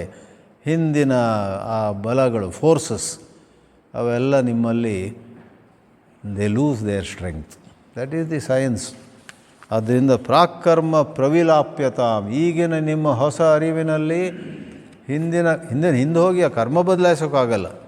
ಆದರೆ ಆ ಕರ್ಮದ ಕೆಲವು ಮೊಮೆಂಟಮ್ ಇರುತ್ತೆ ನೋಡಿ. ಮೊಮೆಂಟಮ್ ಅಂದರೆ ನಿಮಗೆಲ್ಲರಿಗೂ ಗೊತ್ತು, ಫಿಸಿಕ್ಸ್ನಲ್ಲಿ ಆ ಫ್ಯಾನ್ ಆಫ್ ಮಾಡಿದ ಕೂಡಲೇ ಟಕ್ ಅಂತ ನಿಲ್ಲೋದಿಲ್ಲ. ಅದು ಇನ್ನೊಂದು ಸ್ವಲ್ಪ ಹೊತ್ತು ತಿರುಗ್ತಾ ಇರುತ್ತೆ. ಆ ಪ್ರಕಾರ ನಮ್ಮಲ್ಲಿ ಕೂಡ ಕಾಮಕ್ರೋಧಗಳು, ನಮ್ಮಲ್ಲೂ ಕೂಡ ಯಾವುದೋ ಒಂದು ವ್ಯಥೆ, ಯಾವುದೋ ಒಂದು ಗರ್ವ, ಯಾವುದೋ ಒಂದು ಒಳ್ಳೆಯದು ಕೆಟ್ಟದ್ದು ಎಲ್ಲ ಇರುತ್ತೆ. ಅವುಗಳು ಇದೆಲ್ಲ ಒಳ್ಳೆಯ ಜ್ಞಾನ ಪಡೆದ ನಂತರವೂ ಕೂಡ ಒಮ್ಮೆಲೆ ಕಣ್ಮರೆ ಆಗೋದಿಲ್ಲ. ಅವು ಮತ್ತೆ ಮತ್ತೆ ಅದು ಉಕ್ಕಿ ಬರ್ತಿರ್ತವೆ. ಆದರೆ ನಮ್ಮಲ್ಲಿ ನಮ್ಮನ್ನೇ ನಾವು ಗಮನಿಸುವಂತಹ ಒಂದು ವಿಶೇಷವಾದ ಕೌಶಲವನ್ನು ನಾವು ಹೊಂದಿದರೆ, ಅವು ಗಮನಿಸ್ತಿರುವಾಗ ಅವುಗಳು ಎದ್ದವು, ಆದರೆ ಅವುಗಳಿಗೆ ಪುರಸ್ಕಾರ ಸಿಗಲಿಲ್ಲ. ಅವುಗಳಿಗೆ ನೀವು ಯಾವ ರೀತಿ ಪ್ರೋತ್ಸಾಹ ಕೊಡಲಿಲ್ಲ. ಅವು ತಾನಾಗಿ ಒಂದು ಗಿಡಕ್ಕೆ ನೀರು ಹಾಕ್ತಿದ್ರೆ ತಾನಾಗಿ ಸತ್ತೋಗುತ್ತೆ ಅದು. ಅದಕ್ಕೆ ಇಂಗ್ಲೀಷಲ್ಲಿ ಹೇಳ್ತಾರೆ, they plant died A natural death ಅಂತ, ನೋ ವಾಟರ್. ಅದೇ ಥರ ನಮ್ಮಲ್ಲಿ ಹಿಂದಿನ ಕರ್ಮಗಳಿಂದಾಗಿ ಬರತಕ್ಕಂತಹ ಉದ್ವೇಗಗಳು, ಹಿಂದಿನ ಕರ್ಮದಿಂದ ಬರತಕ್ಕಂತಹ ವಿಚಾರಗಳು ತಾವಾಗಿ ಹೊರಟು ಹೋಗ್ತವೆ. ಪ್ರಾಕ್ಕರ್ಮ ಪ್ರವಿಲಪಿತಾಂ ಚಿತಿ ಬಲ. ಚಿತಿ ಅಂದರೆ ಜ್ಞಾನ, ಚಿತಿ ಅಂದರೆ ಅವೇರ್ನೆಸ್, ಕಾನ್ಷಿಯಸ್ನೆಸ್. ಚಿತ್ ಇಟ್ ಸೆಲ್ಫ್ ಇಸ್ ಚಿತಿ. ಚಿತ್ ಮತ್ತು ಚಿತಿ ಒಂದೇ. ಚಿತಿ ಬಲ, ನಿಮ್ಮಲ್ಲಿರುವಂತಹ ಅವೇರ್ನೆಸ್, ಆ ಎಚ್ಚರಿಕೆ. ಚಿನ್ಮಯಾನಂದರದ್ದು alert and vigilant living is the highest form of sadhana ಒಂದು ಕಡೆ ಹೇಳಿದರು ಅವರು. ಅವರೇ ದಿನ ಪುಸ್ತಕ ತಗೊಂಡೇ ಪುಸ್ತಕ ಹೇಳ್ಕೊಡ್ತಿದ್ರು ಎಲ್ಲರಿಗೆ. ಏನು ಖುಷಿಯಿಂದ ಹೇಳ್ತಿದ್ರು. 40-50 ವರ್ಷ ಅಲ್ವಾ. ಯಾರೊಬ್ಬರು ಕೇಳಿದ್ರಂತೆ, ದಿನ ಗೀತೆ ಉಪನಿಷತ್ ಗೀತೆ ಅದು ಹೇಳ್ತೇವೆ, ನಿಮಗೆ ಬೋರ್ ಆಗೋದಿಲ್ವ ಅಂತ. ಚಿನ್ಮಯಾನಂದರು ಉತ್ತರ ಕೊಟ್ಟರಂತೆ, ಒಂದು ಮೀನಿಗೆ ಹೋಗಿ ಕೇಳಿ, ಯಾವಾಗಲೂ ನೀರಲ್ಲೇ ಇರ್ತೀಯಲ್ಲ, ನಿನಗೆ ನೀರಿಂದ ಬೋರ್ ಆಗೋದಿಲ್ವ? Does a fish get bored of water? I don't get bored of Vedanta, I love to teach. ಅವ್ರ ಉತ್ತರಗಳೆಲ್ಲ ಹಾಗೆ ಇತ್ತು. ಅದೇ ಪ್ರಕಾರ ನಿಮ್ಮಲ್ಲಿ ಆ ಪ್ರಜ್ಞೆ ಅಂತ ಬಂದಾಗ ಆ ಬಲದಿಂದ ಬೇರೆ ವಿಚಾರಗಳೆಲ್ಲ ಮತ್ತು ಹೊಸದಾಗಿ ಯಾವುದೋ ಒಂದು ಬಂಧನಕ್ಕೆ ಸಿಕ್ಕಾಕೊಳ್ಳುವಂಥ ಸಾಧ್ಯತೆ ಇರುತ್ತೆ. ಅದಾಗೋದಿಲ್ಲ. ಉತ್ತರೈಹಿ ನ ಶ್ಲಿಷ್ಯತಾಂ. ಚಿತಿಬಲಾತ್ ನ ಅಪಿ ಉತ್ತರೈಹಿ. ಸಂಧಿ ಇದೆ ಅಲ್ಲಿ. ಚಿತಿಬಲಾತ್ ನ ಅಪಿ ಉತ್ತರೈಹಿ. ಉತ್ತರೈಹಿ ಕರ್ಮಭಿಹಿ, ಉತ್ತರೈಹಿ ಬಂಧನೈಹಿ ಅಂತ ಅರ್ಥ. ಉತ್ತರ ಅಂದರೆ ಮತ್ತೆ ಬರುವಂಥದ್ದು. ಹಿಂದಾಗಿದ್ದೆಲ್ಲ ಹೇಳಿದ್ರಿ, ಬಟ್ ಮುಂದೆ ಒಂದು ಹೊಸ ಅಟ್ಯಾಚ್ಮೆಂಟ್, ಹೊಸದೇನೋ ಒಂದು ಪ್ರಾಬ್ಲಮ್, ಹೊಸ ರಿಲೇಷನ್ಶಿಪ್ ಬಂದರೆ ನನಗೆ ಈಗಲೂ ನಡ್ಕೊ ಬರುತ್ತೆ ಅಂತ ಯಾರು ಹೇಳಿದರೆ Don't worry. Learn to stay watchful. Learn to stay alert. Chitibala andrade, the power of alertness. Normally we talk about power of thought. We talk of power of things. ಯಾರಾದರೂ ನಿಮಗೊಂದು ಹೊಸ ಸಾಫ್ಟ್ವೇರ್ ಮಾರಬೇಕಂತ ಇಟ್ಕೊಳ್ತಾರೆ. By this software, you know what power this has. ಈ ಸಾಫ್ಟ್ವೇರಲ್ಲಿ ಏನು power ಇದೆ ಗೊತ್ತಾ? ನಿಮ್ಮ ಕೆಲಸ ಎಲ್ಲ 10 ಗಂಟೆ ಆಗಬೇಕಾಗಿದ್ದು 1 ಗಂಟೆಯಲ್ಲಿ ಆಗುತ್ತೆ ಅಂತ ಹೇಳಿ. ಅವೆಲ್ಲವೂ ಕೂಡ nothing compared with the power of alertness. Your ability to stay alert is way higher than your thinking beautifully, creatively, this, that. Thoughts are, especially ನೀವು ಜಯಕೃಷ್ಣಮೂರ್ತಿಯ ಬೋಧನೆಗಳು ನೋಡಿದರೆ, he calls thought a culprit. Thought is the wrongdoer. Thought is this, what is that idiom? Spanner in the works. Learn to remain silent, learn to watch ಅಂತ. ಅದು ಸ್ವಲ್ಪ ಅರ್ಥ ಮಾಡ್ಕೊಳ್ಳೋದು ಕಷ್ಟ, ಆದರೆ ಅದು ಆಳವಾದ ಸತ್ಯ.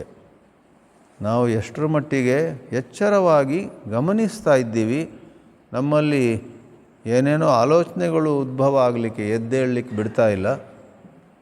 ಎಚ್ಚರವಾಗಿ you see whatever is. Don't get carried away by flow of thoughts. ಚಿತಿಬಲ, ಹಾಗೆ ಚಿತಿಬಲದಿಂದ, ಹೊಸ ಅರಿವಿನ ಬಲದಿಂದ, ಸರಳವಾಗಿ ಹೇಳೋದಿದ್ದರೆ, ಮತ್ತೆ ಬರತಕ್ಕಂತಹ ರಾಗದ್ವೇಷಗಳಿಗೆ ನೀವು ಸಿಕ್ಕಿ ಹಾಕೊಳ್ಳೋದಿಲ್ಲ. You will be free.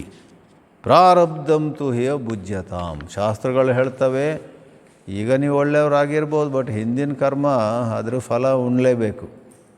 ಮಾಡಿದ್ದುಣ್ಣೋ ಮಹಾರಾಯ.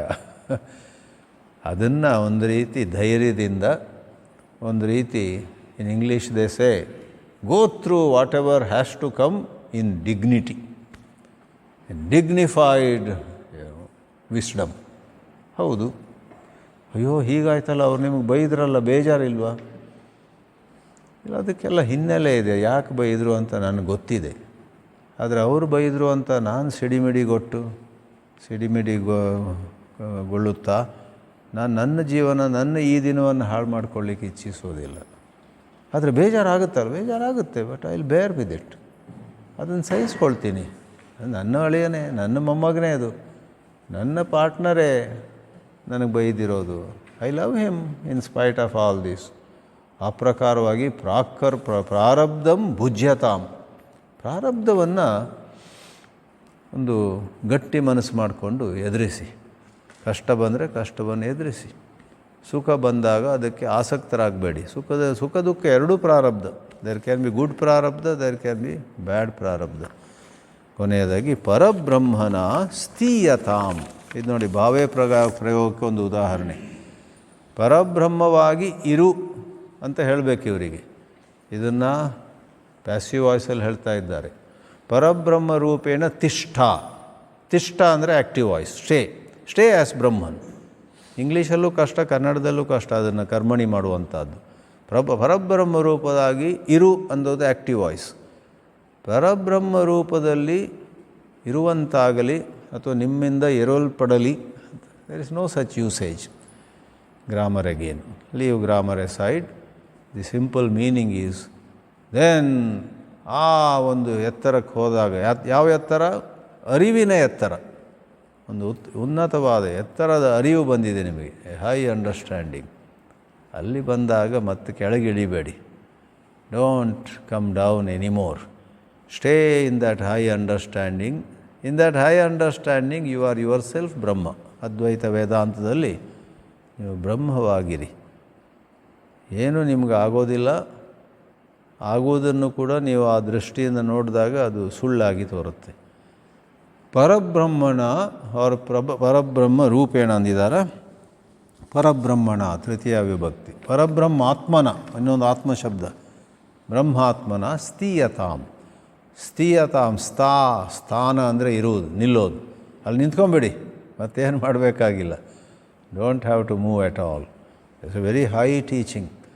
ಎಲ್ಲ ಸಾಧನೆಯ ಕೊನೆಯ ಹಂತ ಬ್ರಹ್ಮನಿಷ್ಠೆ. ಆ ನಿಷ್ಠೆ ಶಬ್ದದಲ್ಲೂ ನೀ ಮತ್ತು ಸ್ಥಾ ಧಾತು ಇದೆ. ನಿಷ್ಠಾ, ಕನ್ನಡದಲ್ಲಿ ನಿಷ್ಠೆ ಅಂತ ಮಾಡ್ತೇವೆ. ನಿಷ್ಠಾ, ನೀ plus ಸ್ಥಾ. Sta of Sanskrit and stay of English mean the same. Sta and stay. So stay. ಕರ್ಮ ಬೇಕಾಗಿಲ್ಲ, ಜ್ಞಾನವೇ ನಿಮಗೆ ಆಶ್ರಯ, ಅದರಲ್ಲಿ ನಿಲ್ಲಿ ಅಂತ. ಅದರಿಂದ ಈ ಪ್ರಕಾರವಾಗಿ 40 ಉಪದೇಶಗಳಲ್ಲಿ ತುಂಬ ತಿಳಿಸಿದ್ದಾರೆ. ಅದು ಮತ್ತೆ ಮತ್ತೆ ಮನನ ಮಾಡಲಿಕ್ಕೆ ಯೋಗ್ಯವಾದವು, ಮತ್ತೆ ಮತ್ತೆ ಅನುಸಂಧಾನ ಮಾಡಬೇಕು. ಆದ್ದರಿಂದ ಈ ಕ್ಲಾಸುಗಳು ಮುಗಿದವು, ಆದರೆ ಮುಂದೆ ಕೂಡ ಆಗೊಮ್ಮೆ ಈಗೊಮ್ಮೆ ಸಾಧನ ಪಂಚಕವನ್ನು ಸ್ವಲ್ಪ ರಿವ್ಯೂ ಮಾಡಿ ಆಮೇಲೆ ಅದನ್ನು ಜೀವನದಲ್ಲಿ ತಂದುಕೊಳ್ಳಲಿಕ್ಕೆ ಪ್ರಯತ್ನ ಮಾಡಿ. ಮಾತೆ ಲಲಿತಾಂಬಿಕೆ ಈ ನಮ್ಮ ಸಾಧನೆಯಲ್ಲಿ ಎಲ್ಲ ರೀತಿಯಲ್ಲೂ ನಮಗೆ ಅನುಗ್ರಹಿಸಿ ಸಾಧನೆ ಒಳ್ಳೆ ರೀತಿ ಮುಂದುವರಿಯುವ ಹಾಗೆ ಮಾಡಲಿ ಅಂತ ಪ್ರಾರ್ಥಿಸೋಣ. ಓಂ ನಮಃ ಶಿವಾಯ. And your teachings are always so profound and so uplifting that we don't want to miss a chance. In Ashram Bandaga, we like to engage with you in any way we can. And this is such a beautiful, simple but very important learning, Sadhana Panchakam. I was sharing with Swamiji, selfishly, ನಾನು ಒಂದು workshop ಮಾಡಬೇಕಾಗಿತ್ತು ಅಮೆರಿಕಲ್ಲಿ ಮುಂದಿನ ವಾರ ಸಾಧನ ಮೇಲೆ. So I'm like, this Sadhana Panchakam will help me to understand and convey the message to the people that I'll be talking to. I'll be facilitate ಮಾಡ್ತಾ ಇರುತ್ತೆ. So this is a very important thing for me. Thank you so much. And ನೀವೆಲ್ಲ ಬಂದಿದ್ದಕ್ಕೆ ತುಂಬ thanks. Teachers time ತಗೊಂಡಿದ್ದಾರೆ ಕ್ಲಾಸಸ್ಸಿಂದ, ನಿಮ್ಮ family ಅವ್ರು ಬಂದಿದ್ದಕ್ಕೆ ತುಂಬ ಸಂತೋಷ ಆಯಿತು. And guests ಬಂದಿದ್ದಕ್ಕೆ very happy to have you here. Keep coming to the ashram. And Swamiji ಬಂದಾಗೆಲ್ಲ ನೀವು ಬಂದರೆ ನೈಸ್ ಫ್ಯಾಮಿಲಿ ಗೆಟ್ ಟುಗೆದರ್ ಥರ ಆಗುತ್ತೆ, ರಿಟ್ರೀಟ್ ಆಗುತ್ತೆ, ಮತ್ತು ಒಳ್ಳೆ uplifting experience. You take this energy back. ನಿಮ್ಮ ಕೆಲಸದಲ್ಲೆಲ್ಲ ಮಾಡ್ತಾ ಇದ್ದಾಗ ಇದನ್ನು ಯೋಚನೆ ಮಾಡ್ತಾ ಇದ್ದರೆ we become better sevaks in our community. We become better facilitators for our family members, and we become better individuals also. Hari Om Swamiji.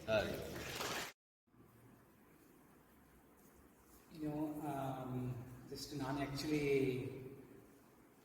ಎಲ್ಲ ಕಂಪ್ಲೀಟ್ ಸಾಧನ ಪಂಚಕ ಕೇಳೋಕ್ಕಾಗಲಿಲ್ಲ. ಬರೀ ಲಾಸ್ಟ್ 3 ಕ್ಲಾಸಸ್ ಅಟೆಂಡ್ ಆದೆ.